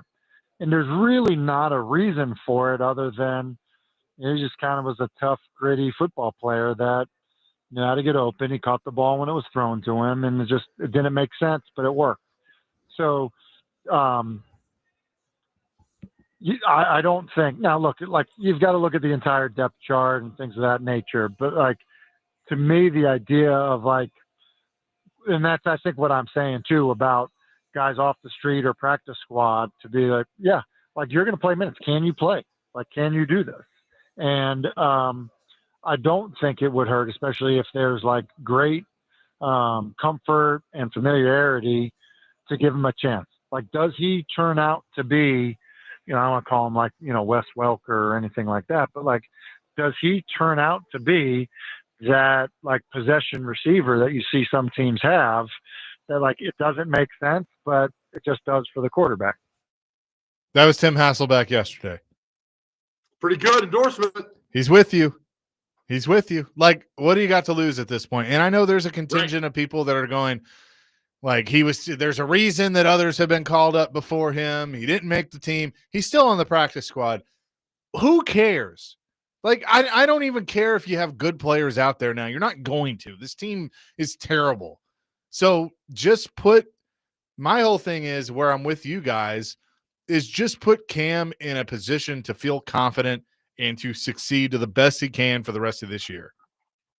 Do you not think Restrepo will not come in there and give every ounce that he has? 100%. I'm telling you, guys like that want that opportunity, have prayed for that opportunity, have trained for that opportunity. Don't come at me with your 4-3 and your 4-4, all that other nonsense. Give a guy who desires to be there, who's passionate. I'll take that guy every day over somebody who gives me the measurables that all these scouts fall in love with. You have nothing to lose. Bring him up and see what he can do. You have nothing to lose on Sunday. I can't wait. I've been calling for this for 4 weeks now. I know you have. I can't wait. I know you have. And if it happens, then you get to take a victory lap on Monday. And I it'll don't be like running. I like walking. okay. Victory jog. How about that? All right. That'll work. I'll take that. We'll have more coming in But I'd our. love to see it, man. Oh, I know you would. When do you you're in Philly? When do you head for Delaware for the game tonight?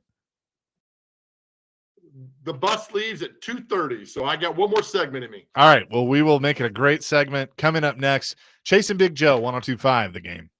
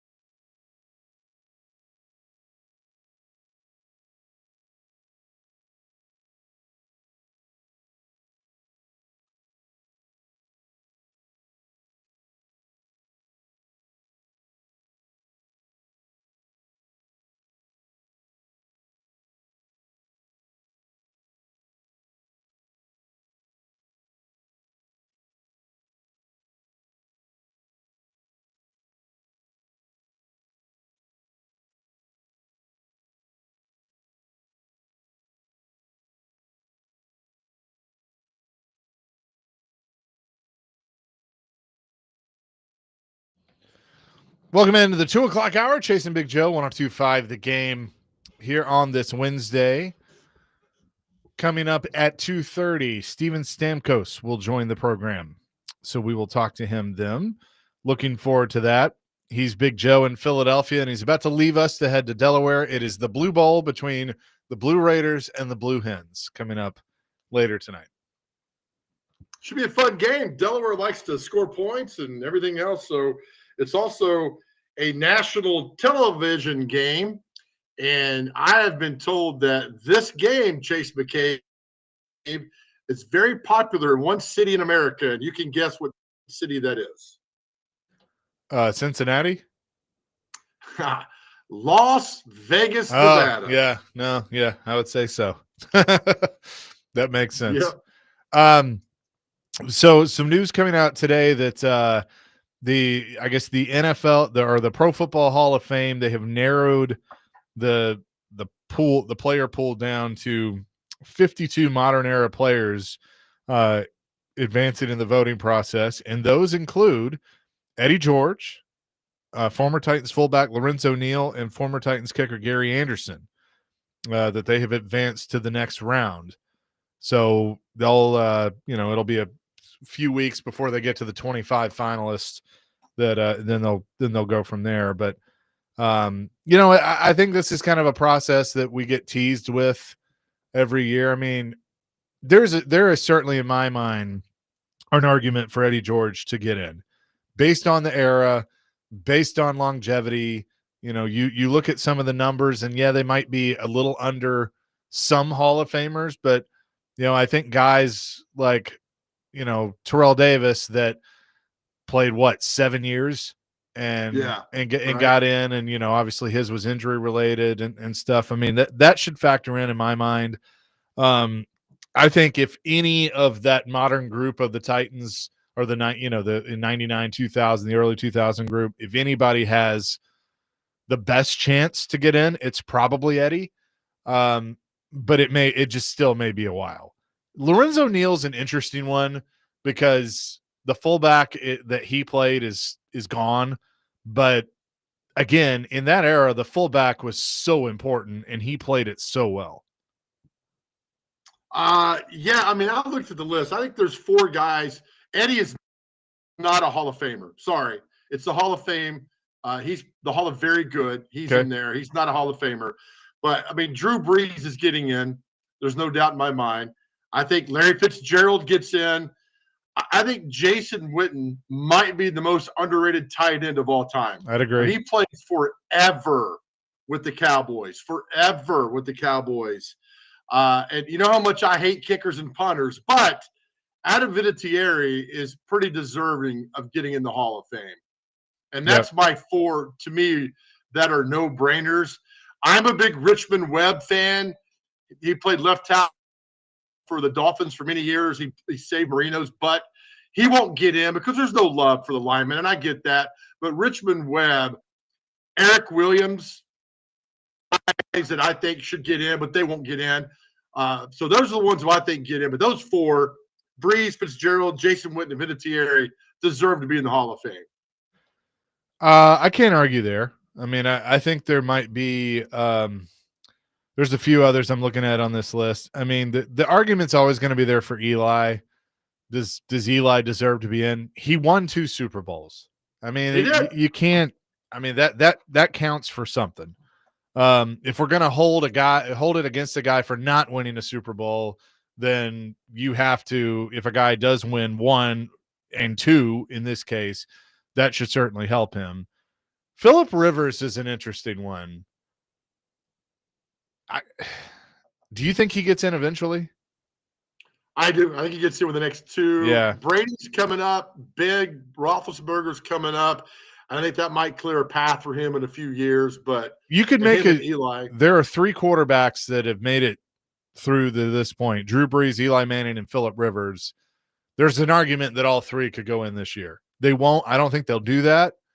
But there is a case for it. Running backs are Warwick Dunn, Eddie George, Frank Gore, Marshawn Lynch, LaShawn McCoy, Lorenzo Neal, Fred Taylor, Ricky Watters. Frank Gore is going to get in eventually. Right? I mean, he's never talked about, but my God, he's so good. And look, I think Marshawn gets in eventually too. Maybe not this year, but I think eventually. Yeah, I'm not I don't know. I don't know. I'd rather get Frank in before him. I'd rather get Frank Gore. What about before him. Fred Taylor? Warren Dunn was great.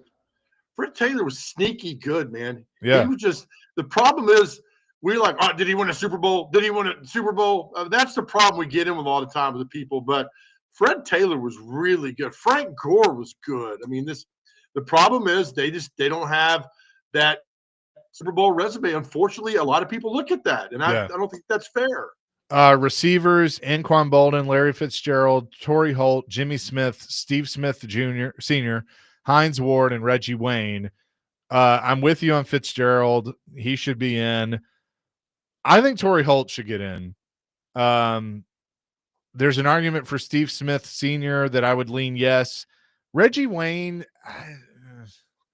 he's probably going to get it eventually. But, I mean, you got to – and, look, this is hey, good on him, but the Peyton factor helps him. The fact that he played with Peyton Manning, I mean, that helps him a lot. But very rarely do they put in two receivers in the same class. Yeah, very rarely. Right. So Fitzgerald deserves to get in.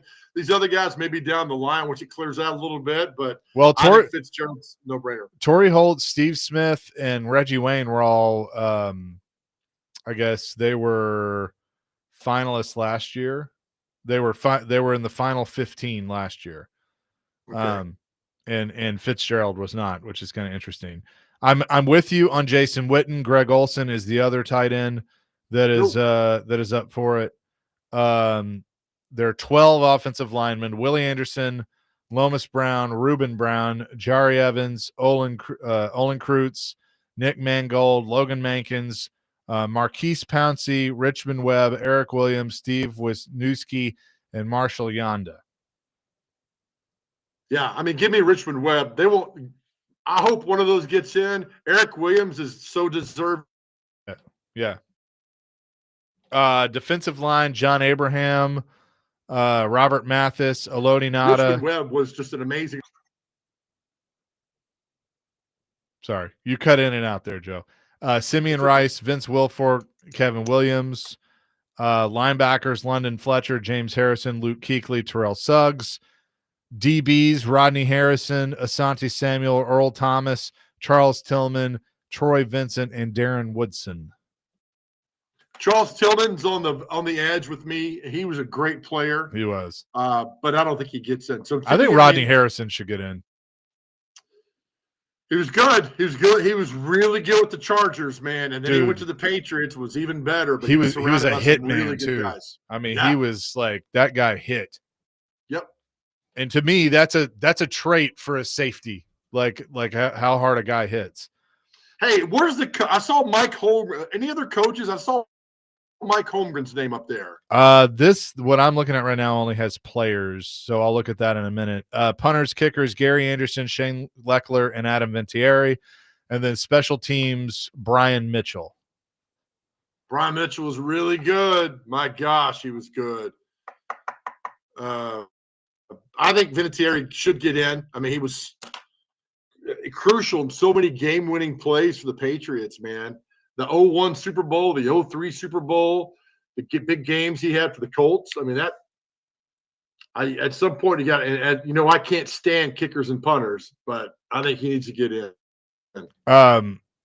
8586 says Larry Fitzgerald has more tackles than he has drop passes. Holy cow. Isn't that crazy? Yeah. It's like the Tony Gwynn had more something than strikeouts. I mean, some weird, crazy stat showed how good he was. 12 coaches advance in selection process for Hall of Fame. They are Bill Arnsparger. Yep, he's good with the Dolphins and LSU. Bill Belichick, Tom Coughlin, Alex Gibbs, Mike Holmgren, Chuck Knox, Buddy Parker, Dan Reeves, Marty Schottenheimer, George Seifert, Mike Shanahan, and Clark Shaughnessy. Man, that's some good coaches there. Chuck Knox is Really good. Didn't win a Super Bowl though, but he was good. They got 52 seniors advance as well. Greg Pogue, one of those. Greg, he was. Real quick, I'll read you some of these quarterbacks: Right. Ken Anderson, Charlie Connerly, Roman Gabriel, Jack Kemp, Don Meredith. Running backs: Otis Anderson, Larry Brown, Roger Craig, Chuck Foreman, Cecil Isbell, and Paul Tank Younger. Wide receivers, tight ends: Mark Clayton, Isaac Curtis, Lavi Dilweg, Henry Ellard, Harold Jackson, Billy White Shoes Johnson, Yeah. Stanley Morgan, Art Powell, and Otis Taylor. Some of those would be good. Defensive linemen: L.C. Greenwood, Jim Marshall, Harvey Martin, and Ed Too Tall Yes. Jones. Finally. Good. Get him in the Hall of Fame, man. Linebackers: Carl Banks, Maxie Boughton, Mike Curtis, Larry Grantham, Leroy Jordan, Clay Matthews Jr., Matt Millen, and Tommy Nobis. Tommy Nobis and Mike Curtis are two of the best linebackers who've ever played the game. Absolutely deserve to be in the Hall of Fame. There's one name I'm about to read that I think should have been in many years ago, but defensive backs: Dick Anderson, Bobby Boyd, Pat Fisher, Lester Hayes, Albert Lewis, Eddie Metter, Lamar Parrish, Everson Walls. Lester Hayes should be in. He was damn good. By the way, I skipped offensive lineman. My bad. Jay Hilgenberg, Chris Hinton, Joe Jacoby, Mike Ken, Bob Kutenberg, Marvin Powell, Dick Sharfrith, Jerry Sizemore, Walt Sweeney, Jim Tyler, Al Wissert. Bob Kuchenberg was pretty good with the Dolphins. He deserves to be in. And then a special teamer that, again, I think should be in, Steve Tasker. Yeah. Yeah, right?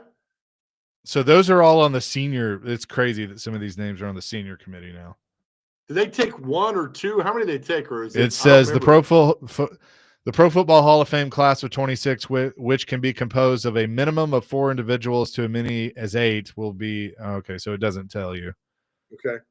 So yep. So I'm all Too Tall, man. I need Too Tall in. Yep, I'm with you. I'm with you on that. That would be good. All right, JoJo. Safe travels to Delaware. Enjoy the game tonight. Hopefully, bring back a win, and we'll see you at the Omni tomorrow.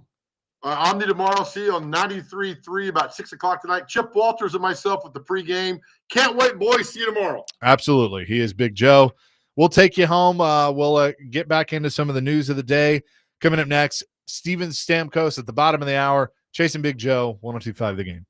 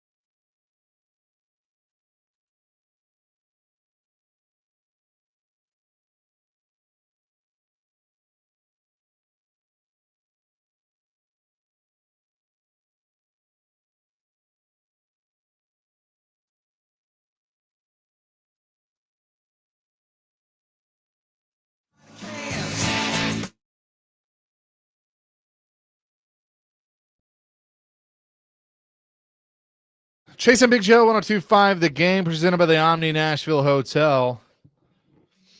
We'll have Steven Stamkos join us here in just a few minutes. We'll also have your chance to win tickets to tomorrow night's Preds game between the Preds and Vancouver Canucks. Puck drop at 7. Be listening for your chance to win that there.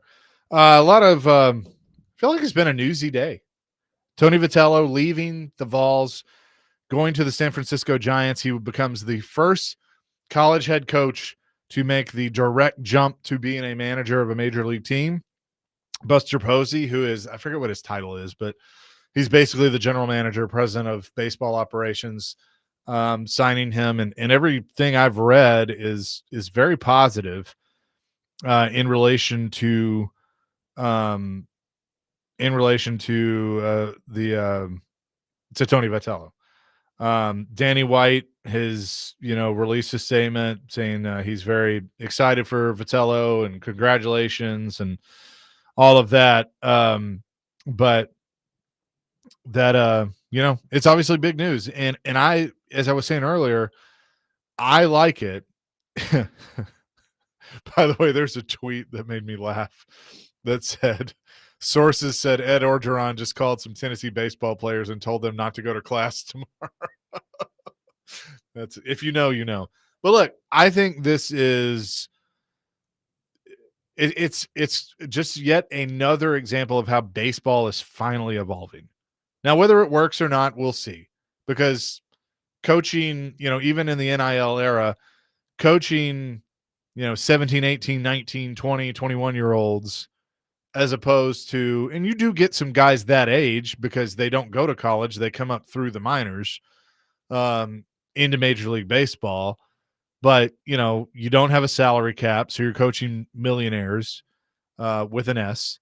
So there's going to be some difference there. But the guy knows baseball. And some of the guys that are, in the majors, he's coached. Max Scherzer gave him a glowing endorsement. He was his pitching coach at Missouri. Maybe this opens up a new door and starts a new era that, you can get some of these guys make the jump.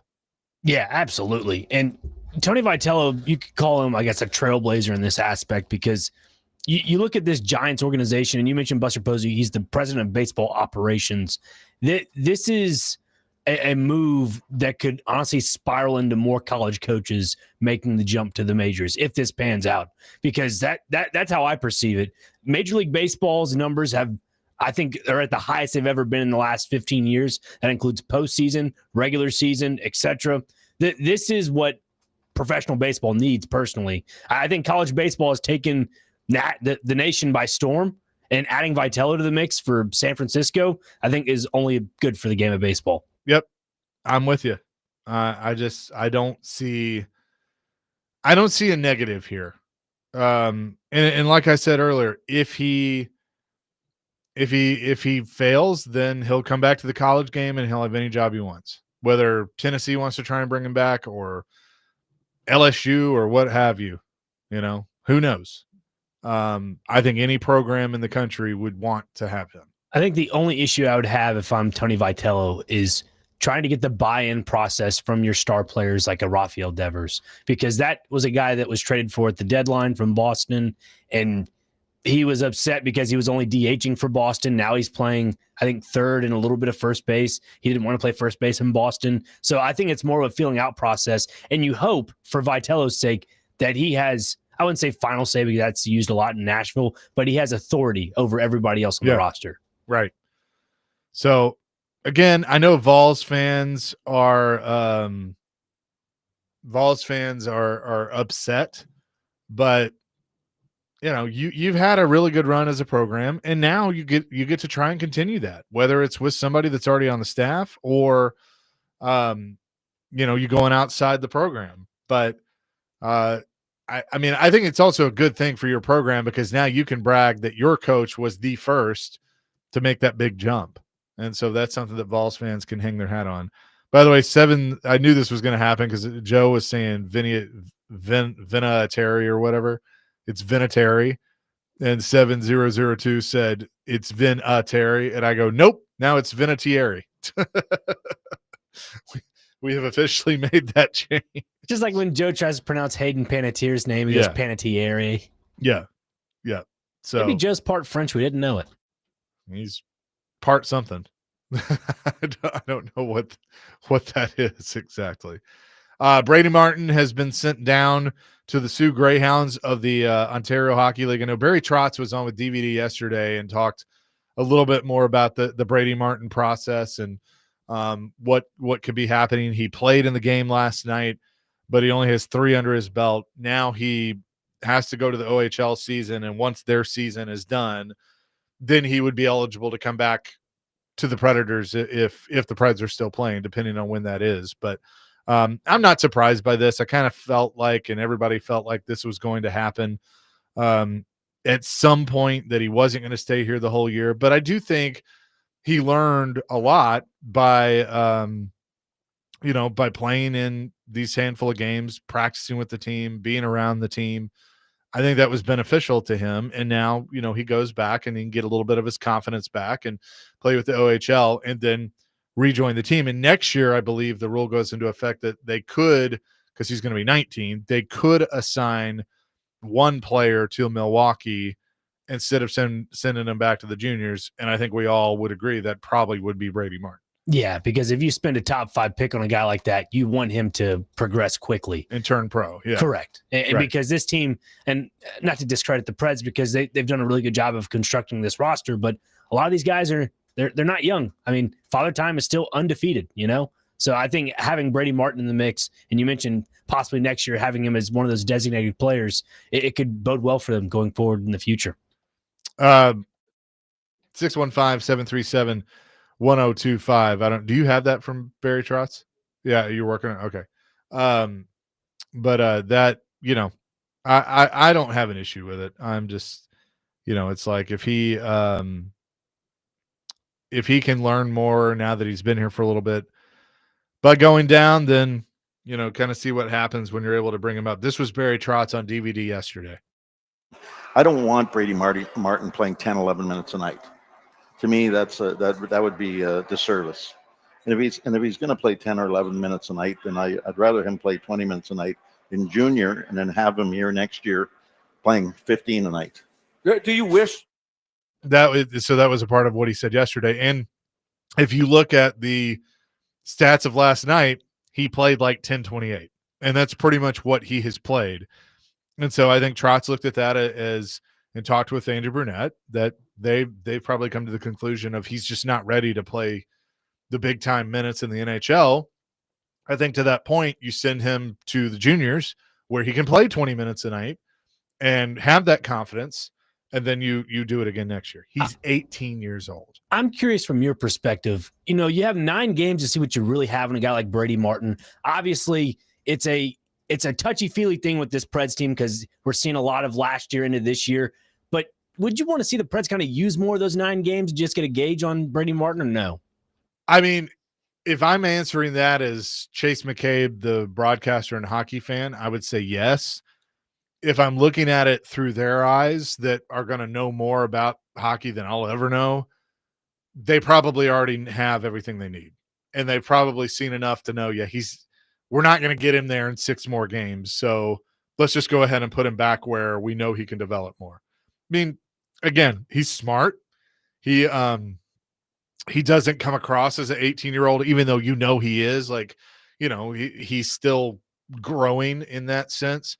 But physically, I mean, he's got to hit a growth spurt and put on some muscle, and he will.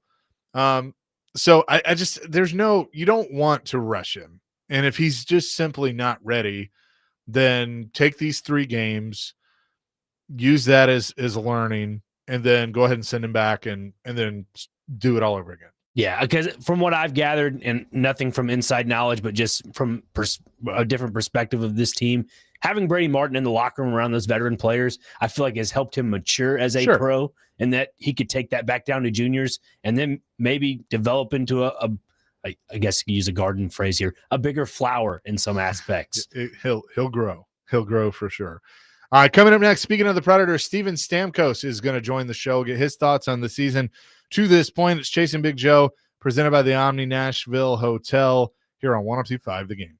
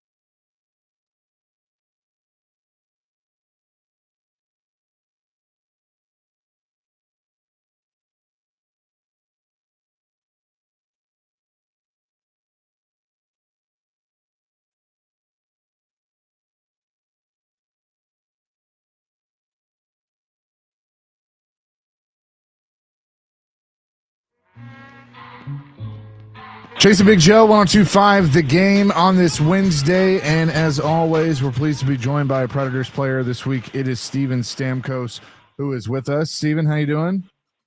Good. How you guys doing? We're doing fantastic. Obviously, I mean, you've kind of had the roller coaster ride to start the season. Looking at last night, what were some takeaways you have from that game that are positive that you can help push this thing forward to start stacking up wins in the win column? Well, To be honest, I'm not sure there was too much positive from last night, but the good thing about it is, we're at home here for a while. Sometimes coming off a long trip for whatever reason, that first one is not great. That's just over the course of history. That's kind of a saying in hockey, is try to get out there and win the first one after a long road trip. But we got a few more at home here, and we got to take advantage of that. I think, if anything, that's a little bit of a wake-up call of some things that we got away from that have given us a chance to at least be in the majority of the games this year, and given us a chance to get points and accumulate at this time of the year. And last night we didn't really do that. So, we'll practice today. We'll watch some video and learn from it. And, we got to be better here in this homestand. Do you feel like you guys, like you had 28 shots on net last night? Do you feel like you're getting the shot volume that you need? And do you feel like that those shots that you are getting are the quality shots that you're looking for? Yeah, it's tricky. Sometimes shots are a little deceiving. I think we struggled a little bit with getting, like you said, those quality chances. You want to get some shots from inside and score some goals. Those are the areas that, even going back to last year, we want to try to improve on, is just generating more offense. And we've worked on a lot of defensive things this year early on in the season and in camp to try to improve. And for the majority of the games, I think we have improved in those areas. It's just, we got to try to get the offense going. We got to get the power play going. I mean, we only had one power play last night, so that was tough. But, we got to try to score, more than 1-2 goals every night to give ourselves a chance to win. So we need to figure that out. It's not anything that is going to be changing anytime soon in terms of the personnel. We have to try to find a way to get it going. Steven Stamkos is with us from the Nashville Predators. As a veteran, as someone that has seen the good, the bad, the ugly, all of that in his career, is it frustrating that you can't, just snap your fingers and all of a sudden something's fixed? Or how do you combat it at times like this? Well, I just think you have to realize the situation that we're in, and look, we have a team that can certainly compete in this league, and we have to play a certain style in order to be successful. And sometimes when we stray away from the game plan or that style, that's when we get in trouble. I mean, like I said, we're not a team that is built to score 4, 5, 6 goals every night. We're a team that is built to, work hard, stick to the structure, play, sound defensive hockey, and then, give ourselves a chance to be in games. We have a great goaltender. Our defense has improved from last season.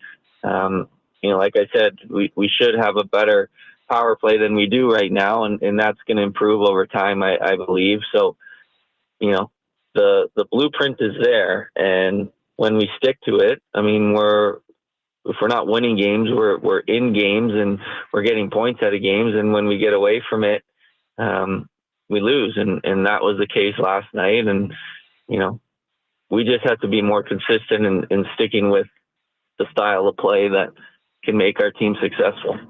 How beneficial is it, to have a coach that played over 1,000 games in the National Hockey League? He may see things more similar to you, because he's been through those battles. Does that make it where you're having those conversations of how you fix things, how you change things? Does that maybe make that easier because he's been through it? Yeah, I mean, listen, anytime you played that long in the National Hockey League, it's not by accident. It's because, you were a great player and a great teammate. And, he definitely has those qualities where the lines of communication are certainly open and you try to talk things through. I mean, the tough part, about our game is there's so many good teams and so many good players in the league. I mean, sometimes you can talk till you're blue in the face. It's, you still have to go out and execute as players, and coaches have to execute with their game plan, and everyone has to be on the same page. And sometimes, things work and sometimes they don't. But like I said, I think for our group, the faster we come to realize that, there's certain ways that we have to play it in order to be successful. We'll be in a lot more games, and we have to kind of come to terms with that. Talking with Steven Stamkos, you do have a few young guys on the roster that I know have really been fighting and turning some heads. Brady Martin, that he's kind of been in and out of the lineup. He's 18 years old. What have you seen from him, not only in games, but just practicing with him and being around him? No, he's a great kid. I mean, he's definitely 18 years old. He just has that, kind of young charisma to him that, he's just got a smile on his face. He's just happy to be anywhere, whether it's in a game, in a practice, at the rink, away from the rink with the guys. I mean, he just has that youthful energy. And listen, he's been good. It's a tough league to play in, no matter what age you are. Never mind 18 years old, and he's got a chance to play, I think, 3 games now, and he'll just continue to get better and learn, and he'll continue to get stronger and faster. And he doesn't look out of place, that's for sure. So he's learning every day, and that's all you can do is just try to watch some of the guys in practice and see their work ethic in the gym and on the ice and how they conduct themselves, and just try to keep improving. I say this jokingly. I'm 38. I work with, just out of college kids and everything. And I've had those moments where I go, was I that way? Was that me? Like, do you have that sometimes? No, for sure. I mean, it just brings back a lot of memories. I mean, I was that 18-year-old kid, and now I'm the oldest guy on the team. So it's just a full circle moment. And yeah, you're in such a different spot in your life at 18 years later, for me. So it's fun to see. I mean, you're 18 years old. You don't have a lot of responsibilities. You come to the rink. You're enjoying life, and I think it's good. It's good to have that mix, and we certainly have some young guys that are getting some more chances this year, and some guys that are in Milwaukee that I'm sure are going to be coming up and getting a chance. So it's good to see these kids and see how they can improve throughout the course of a season. Well, and how does that help you? How does the drive of a kid wanting to make the team, whether it's in training camp or through the year or whatever, how does that help, push you as a vet? Obviously you're going to be here, but that they want to create that competition to try and, show off for the coaches in the front office and for you guys. Yeah. No, I mean, that's the best, competition is that internal healthy, competition that you have between, teammates, and when things are going great, it's sometimes easy to forget about that. But when, times are tough, you want guys that are still, competing, and that's what this league's all about. And that's why it's got younger and younger over the years, is because there's so many kids that are coming up now that they're just ready to play. And whether that's, their work ethic in the gym, nutrition, all that stuff has taken, leaps and bounds of where it was 10, 15 years ago, and they're coming in and they're more ready. So it's great to have that competition. Well, Steven, I appreciate the time this morning. I know it's you got 4 games here at home to try and turn some of this thing around, and I know you will, but I appreciate it, and we'll see you Thursday. Yeah, that sounds good. Thanks for having me. Steven Stamkos joining us here on the program. Tomorrow night, they will take on the Vancouver Canucks at Bridgestone Arena, and you can be there if you want to, calling 615-737-1025. Caller number 1, the first caller, can win a pair of tickets to see the Vancouver Canucks and the Predators at Bridgestone tomorrow night. We'll come back with what day is it and celebrity birthdays. Chasing Big Joe, 102.5 The Game.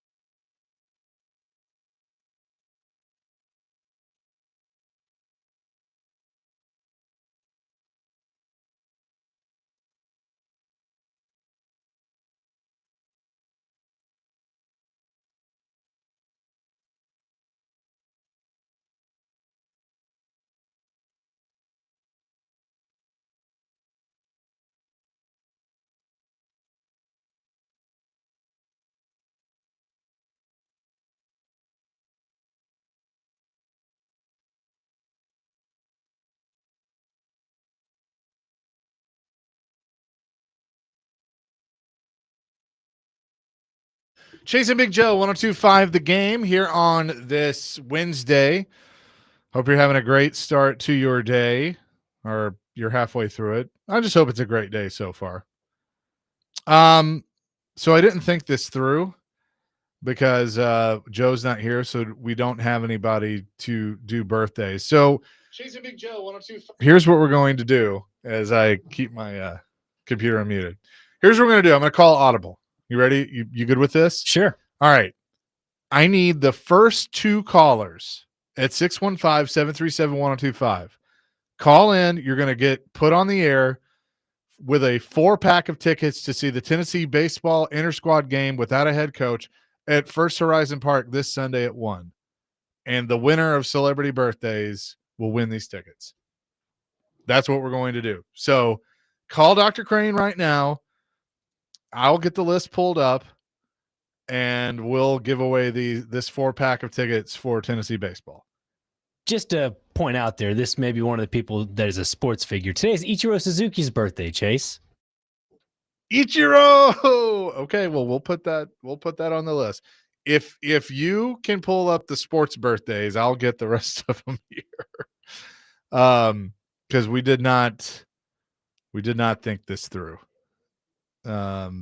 So yeah, we may just skip it today. Who knows? Anyway, how are you? I'm great. While you look things up, I can go list off some of the days. Well, for you. How about that? Why don't you tell us what day is it? Indeed. All right. First on this, we have National Tavern Style Pizza Day. So shout out to that. Smart is Cool Day. Yeah, always. Unity Day is today. Let's see what else we got. National Knee Day. Take care of those ACLs, PCLs, LCLs. National Make a Dog's Day. Always make a dog's day. They make people's days. National Stuttering Awareness Day. Welcome to the club, kiddos. Lung Health Day is today. Medical Assistance Recognitions Day is today. Shout out to the nurses and everyone else involved in the medical field. National Color Day is today. International Caps Lock Day.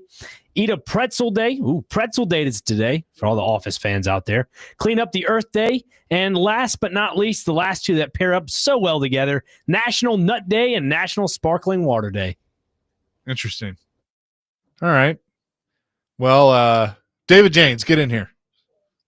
We're going to do this. Go sit over there. You're going to go up against Dr. Crane for Celebrity Birthdays. That's what we're going to do. How about that? All right. Are we ready? He is getting settled. This is great. This is just fantastic. Best radio. All right, David, you go first. How old is actor Christopher Lloyd today? Lloyd is 78. 77. 87. Mm. All right. How old is actor Jeff Goldblum? Oh, Jeff is Jurassic Park, Independence Day. 64. 72. He is 73. 1 point for Dr. Crane. Actor Bob Odenkirk. Who? He's Bob Odenkirk. He is That's fair. Let's see. What has he been in? He's in a new show called The Smashing Machine. He's been in a few different things. I'm going to go 50. 47. 63. Good job. Rapper Shaggy. How old is Shaggy? It wasn't me. Oh, man. Shaggy is 52. 56. He is 57. Wow. Dr. Crane with a point there. There you go, Dr. Crane. Wasn't me. Actor Jesse Tyler Ferguson. I love him. He's on he's in Family. Is he on Family Modern Family? Yeah, Modern Family. Yeah, Yes. He is 49. 54. He is 50. 1 point Let's for go. David James. It is 2-1 Dr. Crane. Actor Corey Hawkins. How old is Corey Hawkins? Corey Hawkins is 45. 49. 37. Good job. Let's see. Director Jan de Bont did Twister and Speed. Ooh. I think he would have to be 65. 74. Great job. 82. Oh, just a bit outside. Our good friend Ricky was just talking about this band. Keyboardist Greg Hawkes of the Cars. How old is he? He is 67. 74. 73. Dr. Crane up 3-1. Director Bill Condon did the Twilight films and Dreamgirls. I'm gonna say, dang it, 60. 67. He's 70. Mm. Christian singer Toby Mac. Oh, Toby Mac, that's my guy, rapper. Toby Mac is 56. 60. 61. Paint in the outside corner up 4-1. Stop it, Dr. Crane. Is Dr. Crane. Let's see. How you doing? I'm doing great. Comedian Carlos Mencia. Carlos is, oh my gosh, I don't 55. 60. 58. Oh, 5-1, Dr. there you Crane. go, Dr. Crane. Make it easy for you. Director Spike Jones. Not Lee. Spike Jones is 62. 60. 56. Let's see. A couple more. I'm doing really bad. Actor Michael Fishman from the show Roseanne. How old is Michael Fishman? Michael Fishman is, we're going to go solid 47. 78. 44. What the? God! I thought I had it. That's my 2. Okay. Did you look up how old Ichiro is? Yeah, I kind of already knew, but Okay. yeah. All right. So we can't We can't do that. We can't do that one. Yeah, I don't have. That's gonna do it. That I don't have. All right, sports yeah, cards. that's, Good. yeah, ample amount of that's time. fair. Yeah. Thank you, David. For You're filling welcome. in You're on welcome. that. That was I'm good. glad to help out. Valiant effort at short notice, coming off the bench. That was good. That's what I'm known for. Yeah. So we're gonna. We appreciate that. Good show today. We'll be back at it again tomorrow. DVD is coming up next. Don't forget Smashville Live tonight at Brewhouse 100 in Bellevue. Definitely want to go check that out. Starting at 6:00. Max Hers, Kara Hammer will be there tonight with Adam Wilsby and Tyson Jose. You can show up and get autographs and pictures from both those players. Hear a great hour of hockey talk with them. And, it's always fun because they kind of go behind the scenes of their lives and everything. So Max Hers, Kara Hammer will have that for you starting at 6. That is going to do it for us today. DVD is coming up next. And as we leave the show every day, just remember, we want you here. We need you here. Guys and girls, if you need help, if you're feeling down, you need to talk to somebody, you can always reach out to us. You can call 988 on your cell phone, or you can go to the Chase and Big Joe show page on the website and get the link to Unity Psych, and they will help you out because you don't want to go through this alone. You got people that are here to help you. We love you. And as Joe always says, more importantly, God loves you. Peace, love, rock and roll. DVD coming your way next here on 102.5 The Game.